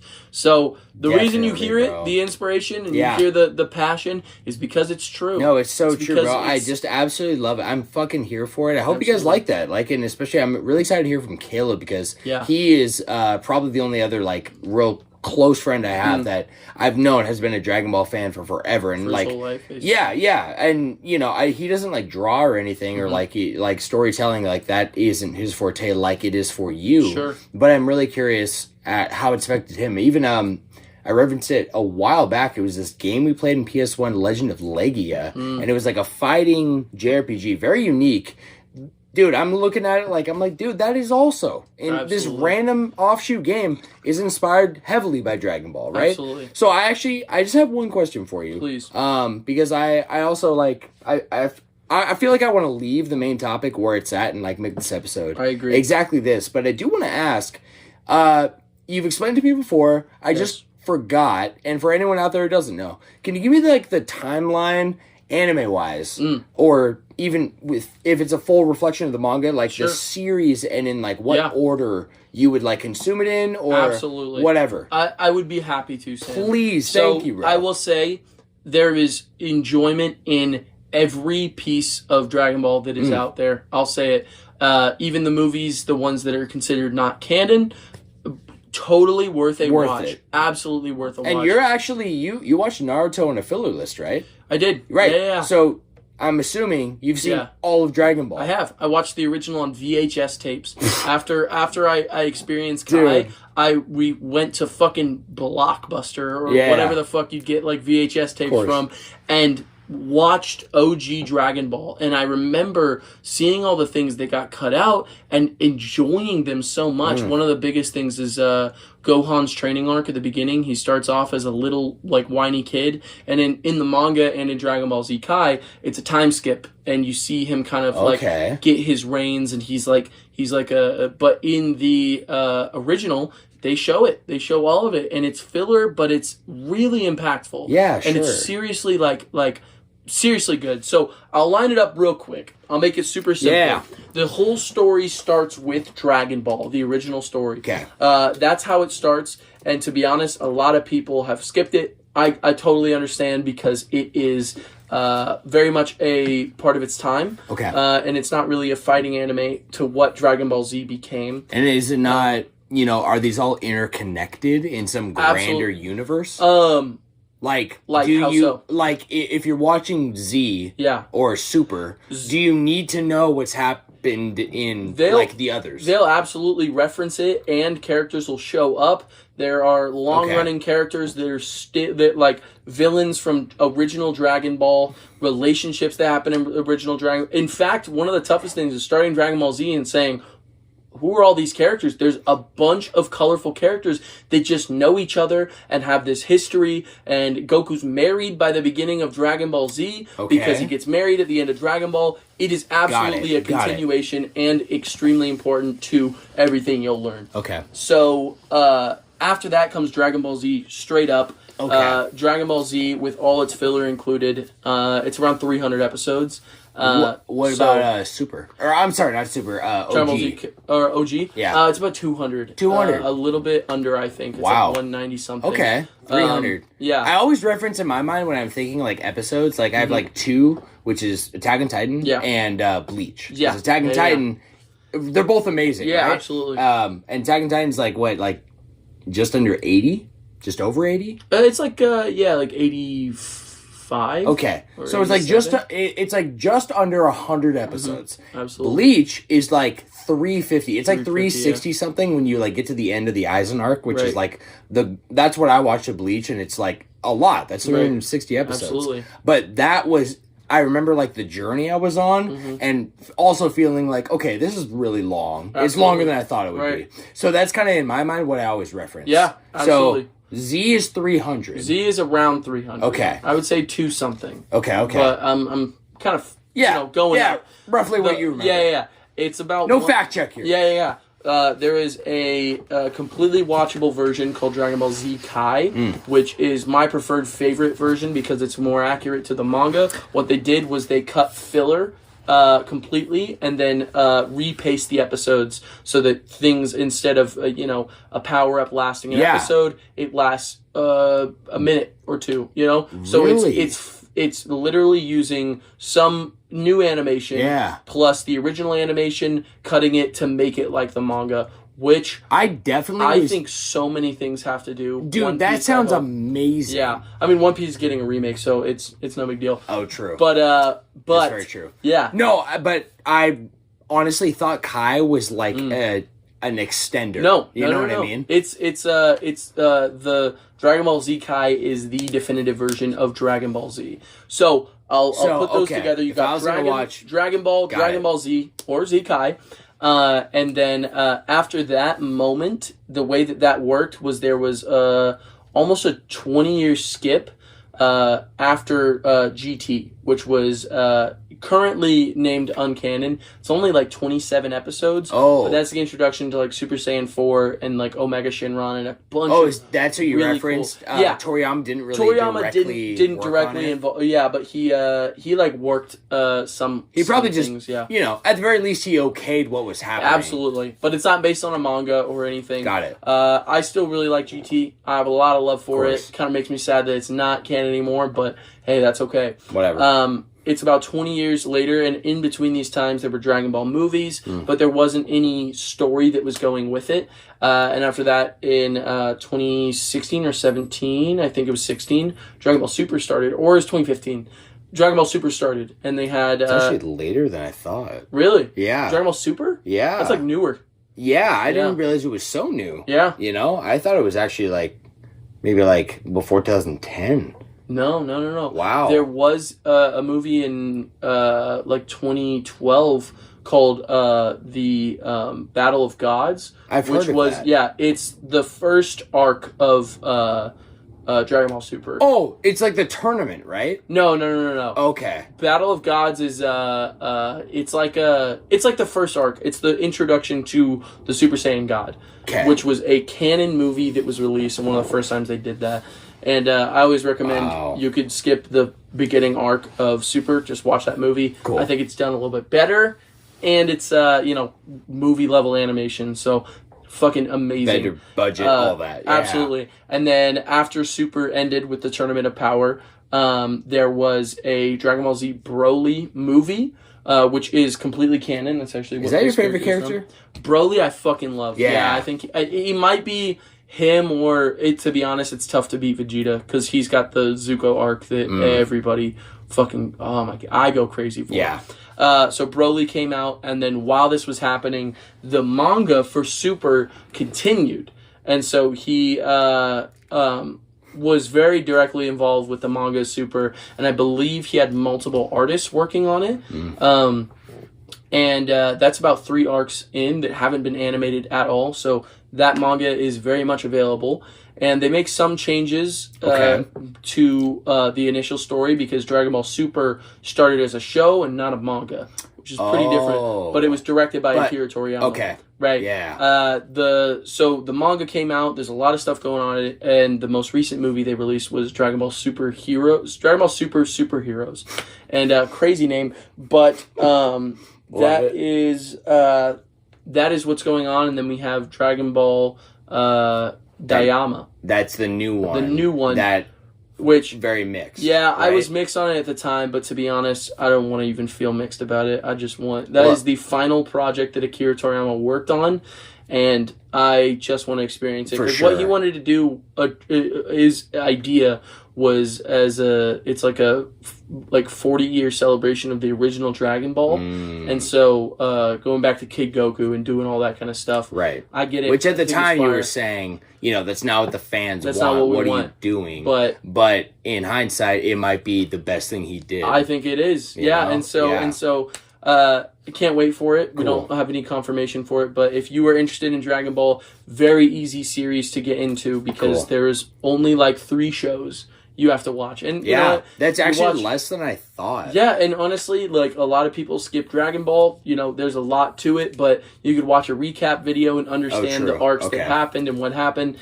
Z is only, like I said, it's like 150 maybe. Z-Kai? Z-Kai, I'm so sorry, yeah. And it's like half? Yeah. Wow. Yeah, because there's a lot of filler episodes, and the pacing sometimes is just tough. You know what I mean? Sure. Yeah. But I'm thinking like now Yu-Gi-Oh's definitely inspired. Like for so many reasons. The main fucking character, right? His form. Did you know he passed away too? No. The author of the original manga of the creator of Yu-Gi. That's so sad. Yeah, a little bit of a I've seen some beautiful artwork though of Guts, Goku, and Yugi all hanging out. I love that. I gotta see that. Some clear inspirations there, but wow. Yeah, Joshie, let's wrap it right there. I'm ready to wrap. Yeah, honestly, I feel like how long you learned a lot. Yeah, it's been like about an hour. An hour of passion, my friend. Yes, sir. Joshie, let's head to party chat then. Let's get it up. And as we start segueing our way out of the main let me just topic. say real quick, though, serious rest in peace to Akira Toriyama. Yeah. One of the most incredible minds of our time. And his legacy is not going anywhere. It's surrounded by us right now. Yeah. So. No, dude. And I honestly, it's probably going to be one of these things where as I still love JRPGs, as I'm about to play Rebirth and Persona 3 back to back, I am going to be, he's going to be coming to my mind. Absolutely. You know, and I'll be like, oh, I see him everywhere now. Right. You know? Absolutely. Wow. I feel like if you're a fan of this podcast and our content, right, you know, you might be to a large degree in the same wheelhouse. Absolutely. You know? Like that's, probably will be. Oh, man. That's honestly amazing, man. Yeah. Like, I didn't even realize how much me, a non-Dragon Ball fan, like, I'll be honest, like, I definitely, knowing now how I could watch a recap, watch Kai, and be on Super. Absolutely. Because, okay, you know what I'll add with, too? The only real Dragon Ball I've ever seen was you showing me the, I can't remember, the Ultra Instinct. You showed me the Ultra Instinct, the Jiren fight. Tournament of Power, baby. And I had heard, you know, all the memes of Dragon Ball, even though I, like, never really watched it myself. But seriously, like, for the memes of, like, the power-up episodes and how long it takes, but I was so on board for all of it. That's the end of Super so far, and so, besides the stuff that's been in the manga. And so, what a way to go out. What a way to go out. When you showed me it, was it, like, brand new? No. Okay. I watched it in high school. I was week to week then. But that shit lasts for a minute. That hype is forever possible. No, honestly, just actually incredible, my man. Agreed. Joshie, so let's head to party chat real quick here. I just got a couple here that are from last week's Q&A, which was asked, what's on your list for the Switch 2? We got 2 responses from Caleb and Johnny. So we'll start with Caleb. Yeah, the boys. Caleb said, themes. Or some form of music or anything, really. Agree. The homepage of the Switch is like a quiet void. Obviously, better hardware for more resolution. And give me Metroid Prime 4. We need it. We need it, bro. No, 100%. We talked about it a lot last week. But, yeah, even if the home screen for me was exactly like it is, and you could just have some music. Maybe even you put in your own music and it just comes on something. I'll pay for it. It kind of blows my mind of how much I know they made so much fucking money on those themes and that bad shop, and they don't have those. Like, I'm looking at it like, from a business perspective, you already know this is successful. Why? Why even have a page for themes when it's a white and black? That is just honestly pure comedy. Yeah, because that makes no sense to me. You click on the themes, white and black. Themes. Okay. Themes. It doesn't even say appearance. It says themes, or it doesn't my guy. Have a night mode switch. Nothing. It's just like... And also, it's not even white and black. It's basic white and basic black. Basic black. Good thing they... You're absolutely right, Nintendo. That's exactly what it is. Well, I agree with Caleb. 100%, man. I would probably actually say the only thing is I would say more FPS than resolution, personally. Just in a priority sense. I always, just in today's day and age, I definitely value like the 60 frames per second that doesn't dip at all over like a hard resolution. I agree. But, you know, would love to see some real HD crisp love that shit. Tears of the Kingdom or Metroid Prime 4 if that was shown off in like some 4K shit. Dude. I'd be all over that. That would actually blow. That would probably achieve this different layer in my mind of Nintendo of this is Nintendo. Yeah. You know? Yes. If it looked that good, I'm almost used to them just not looking as good. Not looking good. You know? Imagine for a long time. Imagine. Actually, I'll even tangent here, just because we're on party chat. Right. Did you play Double Dash? I forget. Yeah. Yeah, did you play it like when you were like young? Yeah, I was a kid. Okay. Yeah. It came out specifically when I was in middle school. I remember that much. And, you know, Melee had come out, and I got it with the GameCube. Oh, no. Josh is getting sleepy. The graphics, I remember being a kid and not, you know, I was a little older, but I wasn't at all even passionate about gaming like I am now. Right. But I remember looking at Melee, and then I got Mario Kart Double Dash, which I think was like a year or two into the GameCube's life. And I got it brand new, and I was so hyped. Was that did you want a tweet? Oh, no, I was just touching it. Just a toe twitch? Yeah, just a little you know what I mean? Open a cap, bro. Toe switch. Maybe it'll be a little louder and more satisfying with your toe. Yeah, exactly. But I remember looking at, like, the character models, and, like, specifically Yoshi, which he has a round nose, right? And Yoshi is also in Melee. And Yoshi looked amazing. Yeah. Coming from, like, a polygon design, right? It just looked way better. And, you know, I'm looking at Yoshi and characters like Toad in this game, in this brand new game. Right. That's supposed to be like top of the line, and being like, this looks shittier. That's so funny, dude. Yeah. That's so funny. Right. Yeah. And honestly, since that moment, and then, you know, Xbox, PlayStation, all these things, it was like I almost expect it. I'm used to it. I'm just so used to it. Absolutely. It's like, yeah, for sure. Like, you know, in Sunshine, that is a gorgeous looking game. Absolutely. But I always like expect it's just going to be a little blurry because it's on the GameCube. You know, just a little bit. It's very polished. Absolutely. But, you know, let's move on to Johnny. He says, give it some balls. Ooh. Not too crazy. Just get it to be a step up in graphics like a PS4 Pro. Nice. I'm with you on that, 100%. Nice. Overall, let's get a stronger processor so it can handle 60 FPS, please. Yes, I'm so with you. And not because the game is optimized, but because of the hardware. Yes. And I'm so with you, Johnny, because I actually feel like this is a link to what I was just saying. Nintendo has honestly always optimized their fucking software. Yeah. You know, like... I am so amazed, even like you said, you know? Yes, bro. You pull it up and it's like, wow, like, I can't believe this runs on a Switch. Are you kidding? That's crazy. Yeah, or even Odyssey, right? It's not as grand. Right. So you can see that they put a level of detail. It is beautiful. You will forget you're not on a PlayStation 5 or whatever after you play the game for 10 minutes. Even things like Luigi's Mansion 3, like, have you seen clips of that? Yes, bro. It looks amazing. Amazing. Yeah. So I'm so with you, Johnny. Yeah, it's really I don't think I have anything else to add. I agree completely. Yeah. So let's wrap up the party chat, Joshie. I got a class trial to uphold, my friend.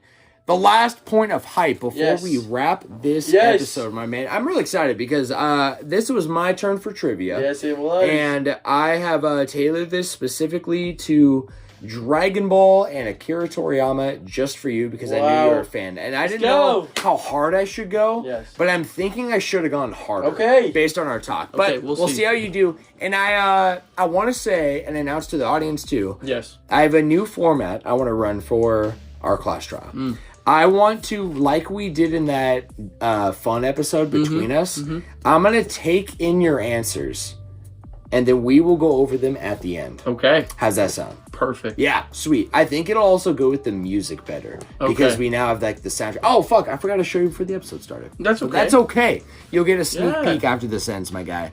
And so for those who haven't chimed in the show before, this is basically just a fun trivia section we like to do. Kind of centered around the main topic or whatever's fun, and Joshie and I go back and forth. You know that is so true. Yes, sir. Sometimes it's fun when we don't know the trivia. We're like, what are we going to come up with? Yeah, no. Or when we don't know the episode. Yeah, I feel like it's mostly fallen on you because I often don't tell you the episode, especially now. And every time you fucking come up with these questions, I'm like, dude, these are so fucking good. Yeah, especially I'm impressed when you say, oh yeah, I came up with these questions myself. You know, I'm like, fucking hey, baby, ready, let's go. I also want to warn, this is about Dragon Ball, and I don't really know much about Dragon Ball. Probably spoilers. Okay, so spoiler warning if you don't want to be spoiled on Dragon Ball. And I just laid it out. You can watch it. It's easy. It's all on Hulu, by the way. Oh! All of it. Yeah, well, they just put Dragon Ball Z Kai. Is the dub good, by the way? Amazing. It's one of the best dubs of anime. Are you kidding me? There are anime sub-fans that say that Dragon Ball Z is... Yeah, Azzy watches it dub. Azzy! I've heard what I need to know, because if you know Azzy, Azzy, along with dude, one of the biggest, like, he will shut you down on anything anime the second he finds out you're watching dub. Absolutely. To be honest. So, absolutely. Joshie, I have 10 questions here for you and a bonus. Okay. So, I actually feel like 10 questions is a lot more manageable now because we're not going to be talking about them every time. You know what I mean? So, for time's sake. Yes, let's do it. I will be taking notes here for you, my friend. Let's start with question number 1. I'm ready. How many Dragon Balls are required to summon the dragon? 7. His name is Shenron, by the way. Yeah, I feel like you're going to get it right because you did tell me that there is 7 Dragon Balls. But let's continue. Hopefully this gets a little more difficult. Yes. Number 2, how many stars does Goku's grandpa's ball have? It's the 4-star Dragon Ball. Does each Dragon Ball have, like, is there, like, a certain Dragon Ball, kind of like a Chaos Emerald, that is a set number of stars? Yeah, so it's out of 7. So there's a 1-star, 2-star, 3-star, 4-star. Got it. Okay. 5-star, yeah. Got it. I didn't know if it was, like, if you touched it, if it affected the Dragon Ball and made it, like, different. You know what I mean? So Goku's grandpa's name is Gohan. Grandpa Gohan. He had the 4-star, and then in Dragon Ball Z, his son, which he names Gohan, has the 4-star Dragon Ball on his hat. So, well, there you go, guys. We're gonna get lore with every question, by the way. Come on now. Before we get the answers. Come on now. Also, you know what makes this fun too is the audience can go along with it. Yes. If they'd like. So, guys, if you're Dragon Ball fans, please continue. See how many you get right. Yes, absolutely. Yep. Because we're not giving it away yet. That's right. Number 3, what alias did Master Roshi use to enter the World Martial Arts Tournament? It was Jackie Chan or something along those lines. It was a minute since I watched Dragon Ball. You know what? Just because of how big of a fan you are, you're right. It's something like that. Yeah. But it's not exactly that. It has been a minute since that's OG Dragon Ball lore. Is it? So far, these have been OG Dragon Ball. Okay. Which I might be a little iffy on. Okay. So. Okay. Z, I'd be. Yeah. Do you want to make another? Like, I'm giving you an opportunity to like make another guess to be 100%. To be 100%, I don't know. I don't think I'd be able to, but I'll take what I can from that one. Okay. You got it. Number 4, Joshie, is what is the name of Master Shen's martial arts school? I don't know. Oh, yeah, these are Dragon Ball questions. All right. Dragon Ball, I'm a little more iffy. Yeah, I will say I take multiple sources for my trivia. Okay. So I got some from one source.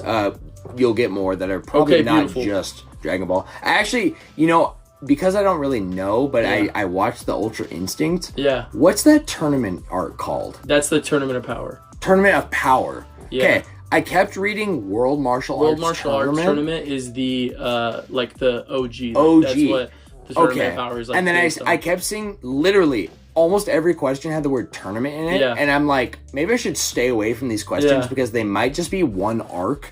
But it sounds like there's the arc in Dragon Ball. The final one is the World Martial Arts Tournament. Okay. And then Tournament of Power. That's the only two. So and there's the Cell Tournament in the Cell. No, yeah, I definitely saw that. Yeah. We'll see. That's okay. C, though. Number 5, Joshie. Yes. Is going to be. I'm sorry, I had to make a note here. What power did Tien Shinan? Yeah, Tien. Okay. Used to destroy the arena in the second World Martial Arts Tournament? It was a Trigun blast. Trigun beam? No. Wait, no. Hold up. Yeah, Trigun blast. Dragon blast beam? Yeah, one of those. Trigun. I got you. Number 6, Joshie. What was the first wish made with the Dragon Balls? I think it was to resurrect Krillin. I'm pretty sure. In OG Dragon Ball. Got it. Number 7. Who is the 7th god of destruction? The 7th? The 7th. From Universe 7? What'd you guess? The question is, who is the 7th god of destruction? And that's all the question says. I'm going to say Champa. Okay. That's what I'm going to say. All right, That's a good Joshie. one. Number 8. Okay, sweet. Great. Wait. I had no 7? idea where I would. The 7th. Oh, I'm gonna go with Beerus. Beerus. I'm gonna go with Beerus. Sorry. No, you're good. Just make a change in my note here. Number 8, Joshie. Yes. Which past character makes a return in the arc following the Universe 6 saga? What past character? Yes. Wait, repeat that one more time? Yeah. Which past or repeated character makes a return in the arc following the Universe 6 saga? Arc after the Universe 6 saga. I think it's Android 17. That's what I'm gonna go with. You got it. All right. You got it, buddy boy. Let's hit number 9. What is Dabura? Dabura? Yeah, Dabura. Dabura. Okay. What is Dabura in Dragon Ball Z? What like is the he? title. You take your time. His title? Is it the first commander of the Frieza Force? Or the second commander? I'm gonna Which one do you want to go with? I'm gonna go with first commander. The first commander. Yeah, fuck it. Okay. Of the Frieza Force. And to wrap the trivia, Joshie, number 10, Akira Toriyama and Ichiro Oda came together in 2006 to create a one-shot known as... I don't know. Have you heard of it? Yeah. You have? Yeah, okay. yeah. It's a one-shot manga, right? Yeah. Yeah. I don't know. Okay, baby. I don't know it. Well, Josh, I have a bonus question here for you. Bonus. Which is worth 2 points. Okay, I'll take it. Name the 2 widely successful JRPG series that Toriyama got recruited to lead as for character design and artwork. Chrono Trigger is one of them. And was he recruited for Dragon Quest? Or... That is the question, isn't it? I'm gonna say Dragon Quest because that's a. You said what was the question? Yeah. Name the 2 widely successful JRPG series that Toriyama got recruited to lead as the character designer and artwork. All right, Joshie. Let's see what I got. I have your results here, my Excited. man. Let's go back from the top. Number 1, how many Dragon Balls are required to summon the dragon? It is 7. You're absolutely right, with bonus lore to boot. Yeah, his name is Shenron, by the way. Shenron. There's also a second pair of Dragon Balls on Namek. Yeah, they're the size of bowling balls. They're pretty massive. A Dragon Ball fits in your hand. It fits in your hand. Yeah. Okay. You can find them and keep them in a bag, but those ones, they're like massive. Maybe bigger than a bowling ball. Do they carry those bitches around? In the Namek Saga, yeah. Okay. But they look like Dragon Balls. Their stars are a little bit smaller. Oh, okay. Yeah. Yeah. Massive balls. But it's because they're created by Kami, who is a Namekian, and then they went to Namek, which is where his people are from, and they had a second pair. Oh. And in GT, there's also the Black Star Dragon Balls and the the blue Black Star Dragon Balls. You should deserve a perfect score for this trivia just for the simple amount of lore that I know so much. The issue is I forget OG Dragon Ball lore a lot. Yeah. And so, yeah. Bro, you got no explanation for me. I forget shit that I just watched 2 weeks ago. That's facts, you know? I feel like you were, like, when we recall info that we've seen together, like Xenoblade, you know, we were going through it together. You remembered, like, finer detail than I did. Yeah. You know, I would retain, I feel like, that level of finer detail in my second, like, experience. Right. But that first one, I just don't remember it like you do.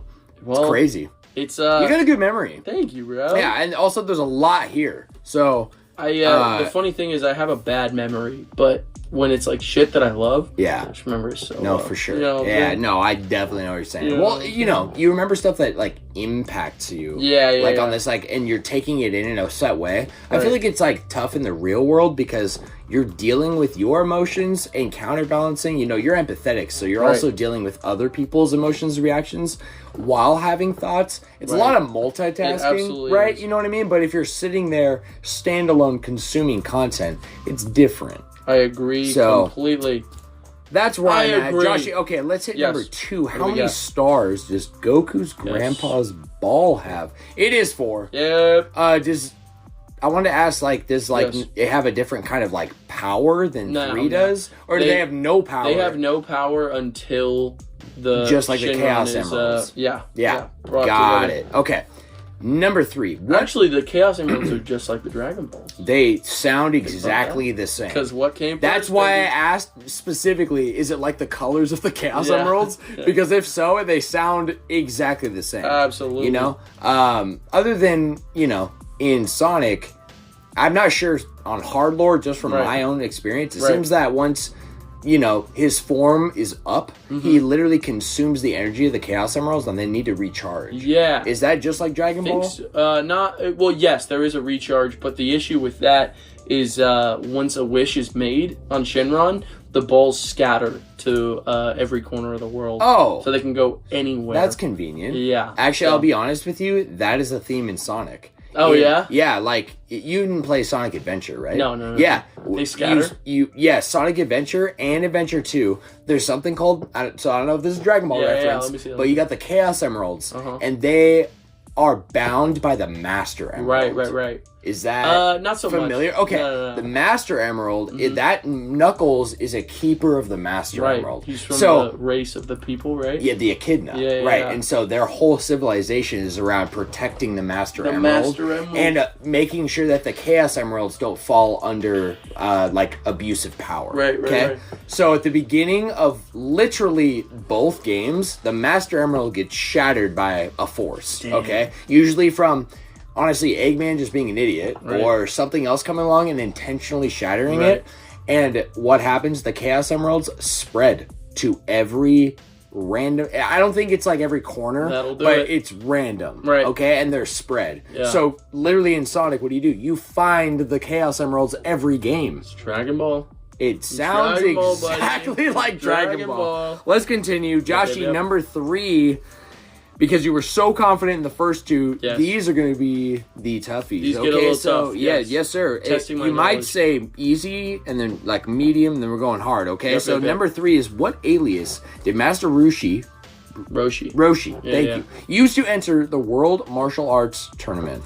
It was Jackie Chun. Jackie Chun.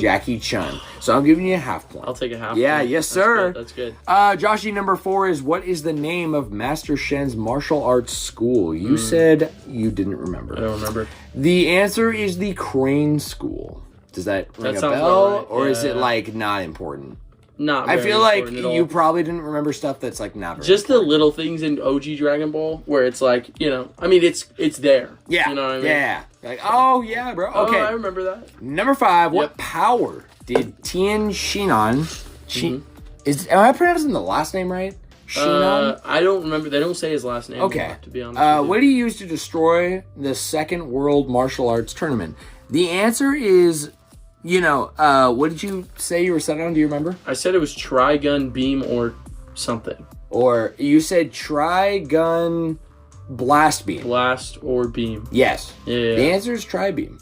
So I'm going to give it to you because I'll take that. I didn't give you a hint. You just said Tri-Beam in that. I did. Definitely got it, bro. Yeah, you're in the right track. Yes. Yeah. Yes. Some try something, okay? I will never forget it. Try hard. You know what I'm saying? Yeah, dude. Always. Always, bro. Always. Bro. Number 6. Yes. What was the first wish made by the Dragon Balls? Yes.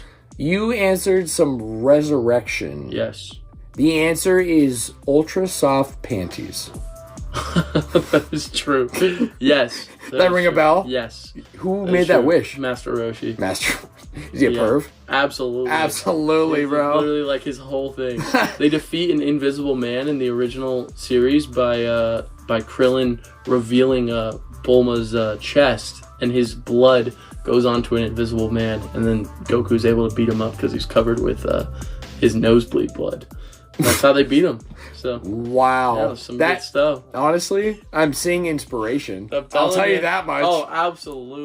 Number 7. Who was the 7th god of destruction? Your original answer was Champa, and then you changed it to Beerus. And I'm so glad you did, because Beerus is correct, my guy. It's Universe 7. That's because I think Champa's Universe 6 or 8. Okay, so he's in between them, and I couldn't remember. Yeah, but. Okay. I'm good. I did it. Yes. Wow, fuck. I forget. Ultra Instinct. Yes. Tournament of Power. Yes. Who is that God of Destruction?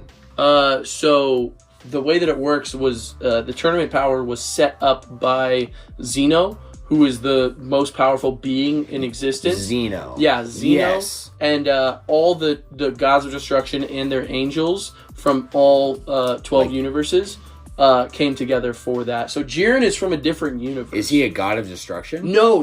He is just a very powerful man. His God of Destruction was actually like helping him the whole time. Oh. And he's in a goofy outfit because he's a part of what are called the Pride Troopers. Okay. And they the leader of them, Topo, was a God of Destruction in training. And so he was able to use like God of Destruction powers, but Vegeta takes Can I be honest? I think that so I don't know timeline wise if it checks out, but I see Saitama influence from Jiren. I think Saitama came before. To be honest with you. Okay. Yeah. But I see it in a way of I watched Ultra Instinct before I watched One Punch Man, which was also from you like telling me, no, dude, it's 2 seasons, just watch it. Easy. And I'm so glad I did. Of course, bro. But you know, there's like there's the duality of he looks super basic, bald, all that, which matches Jiren's vibe so well. But also, you know, when Saitama goes into like the anime Dragon Ball mode, where the drawing's different, the shading's different, all that, like you said, right? Absolutely. I see Jiren's face in that. Absolutely. You know what I mean? No, I agree, and it's so funny because when the Tournament of Power was going off, there were so many like things that felt like it. Like one of the first things we see Jiren do is there's this giant like character who's like kind of made of goo, and he was pretty like tough. Like he's like able to make his fist huge, kind of like Luffy, and like punch. And he was literally like going towards Jiren, and Jiren just like does like a step and a boom, and he beats him with the wind that comes off of his punch. He doesn't even touch him, and it shoots him out of the tournament. So it's literally some Saitama shit. Literally One Punch Man. Yeah. Okay. That's his first move? Yeah. Got it. First thing you see. Yeah. I'm kind of convinced maybe if it came out, because the thing is like even if something came out earlier, you still like if you're in the industry, you like know and hear about what's going on. Yeah. I don't know because One Punch has been around for a little bit longer than you might think because of the webcomic. And then the manga came before the anime, so yeah. It might have been for a minute. It could just be pure coincidence. Could be coincidence. Or it could be inspiration to Toriyama. Yeah. Wow. Okay. Joshie, number 8. Number 8. These are the toughies. Which past character made a return in the arc following the Universe 6 saga? Yes. You said Android 17. Yes. The answer is Broly. Okay. Yeah? Yeah, I was thinking because... Okay. Here's why it's tough. Yeah, give me an explanation, because that might give you a point if it's good enough. So, the Universe 6 saga is what they're trying to say is the Tournament of Power, but everyone calls that the Tournament of Power. The Universe 6 saga is the... there's an arc where there's a preliminary to the Tournament of Power, and it's just Universe 6, which is Champa's universe, where they face off against each other. So they face off against Hit. They all play. There's an episode where they all play baseball together, just like they did in Jujutsu Kaisen. True. And it's Universe 6, and then right after that arc, Android 17 shows up for the first time since original Dragon Ball Z. Ooh. So I wouldn't call the Tournament of Power the Universe 6. And it says the arc following the Universe 6 arc, which would be the Broly movie, because the Broly movie. But the Broly movie, I'm confused by this answer because the Broly movie came out after the Tournament of Power, and they referenced the Tournament of Power. It's not exactly an arc, I would say. But I don't know if we're saying those preliminaries are. Well, I would say regardless of maybe Broly is correct as a returning character, but the question. But I wouldn't call that the Universe 6 arc. Okay, that's what I'm saying. Oh, I see. I would call that the Tournament of Power, and then the preliminaries would be the Universe 6 arcs because it's literally the main characters going up against Universe 6. It just sounds like you were correct in your answer of Android 17 coming back. Right. So because he does, because they recruit him for the Tournament of Power. Okay. Well, enough said.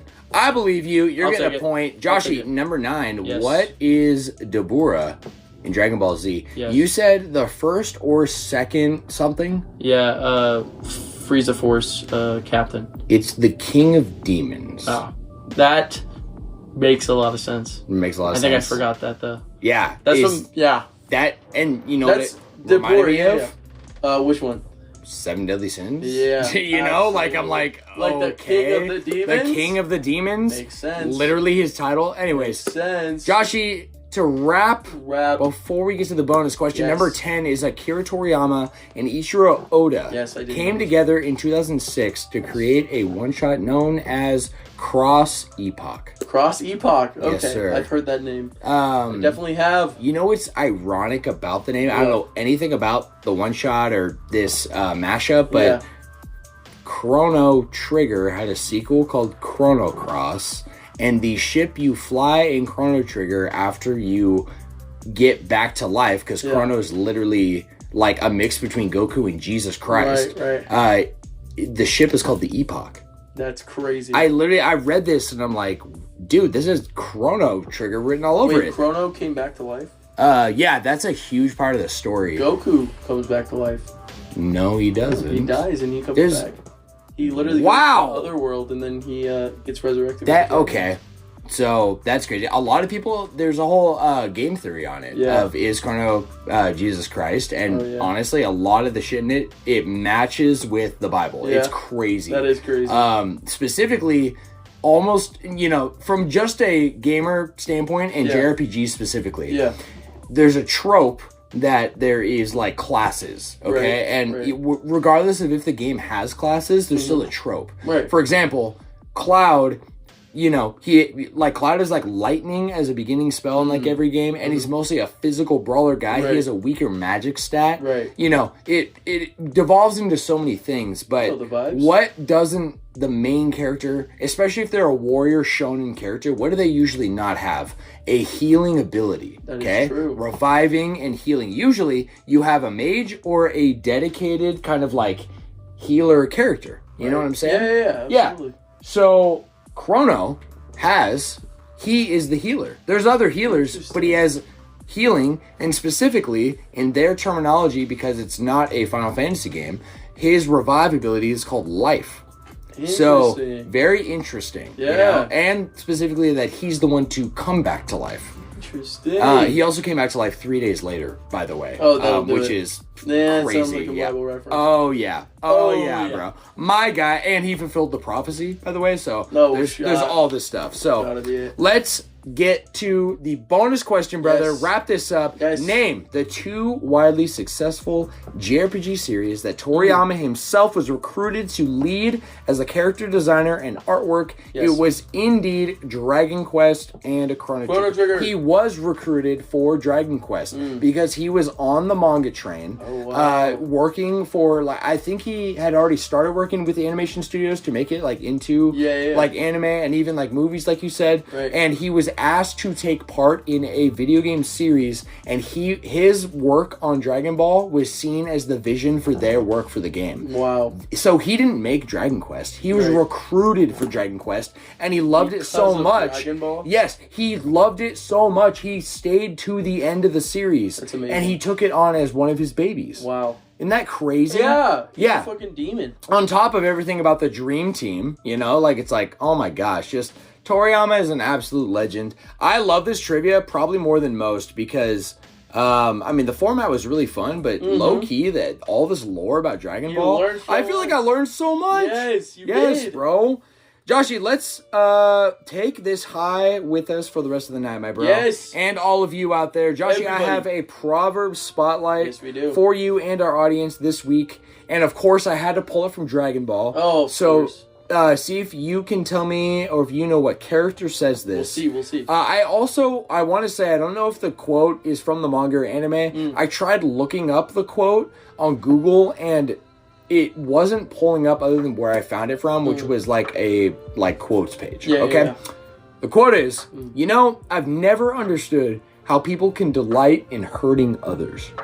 You see, when you take life, you live in fear because deep down you know that someday your life will be taken as well. When you harm others, you're really only harming yourself. It's simple. If you want good things to happen in your life, you have to be good. Is that Goku? It's Goku. Yes, sir. Yes, sir. Bonus beautiful. Point. Bonus point. Oh, by the way, you scored. Oh, yeah. I didn't even tell you. We got 1, 2, 3, 4, 5 and a half plus the bonus points. 7.5 points, my guy. I'll take it. I call that an absolute dub. That's a dub, buddy. That's a dub, baby. We'll take it. Speaking of dubs, this episode is a dub. My friends, yes, that is a wrap for this week's episode of the Flash Brothers podcast. Thank you so much for tuning in and showing your love and support. We hope this was the highlight of your day this week, my friends. Well, it definitely was mine. Yeah, dude. Same, man. I love catching up with you. Yeah, seriously. Especially when it's like a passion. Yeah. Best episodes, no question. Seriously. Best episodes, man. Joshie, let's plug one last time. Plug it up. Don't forget to send your listener submissions for next week's episode and Spotify's Q&A. It's going to be up there. All the old episodes are up there too, so you can always answer those if you'd like, and we'll announce them as people answer those. Easy. So check out our website, patreon.com/flashbrospodcast, or send us an email, flashbrospodcast@gmail.com. As always, thank you for cooking with me today, Joshie. Of course, Dab me up. Oh. There it is. That was like the Meliodas Bond. Yes, it was. Grateful as hell for you, brother. I couldn't do this without you. You're the highlight of my week, baby. No way. You know what I'm saying, bro? Who paid you to say that?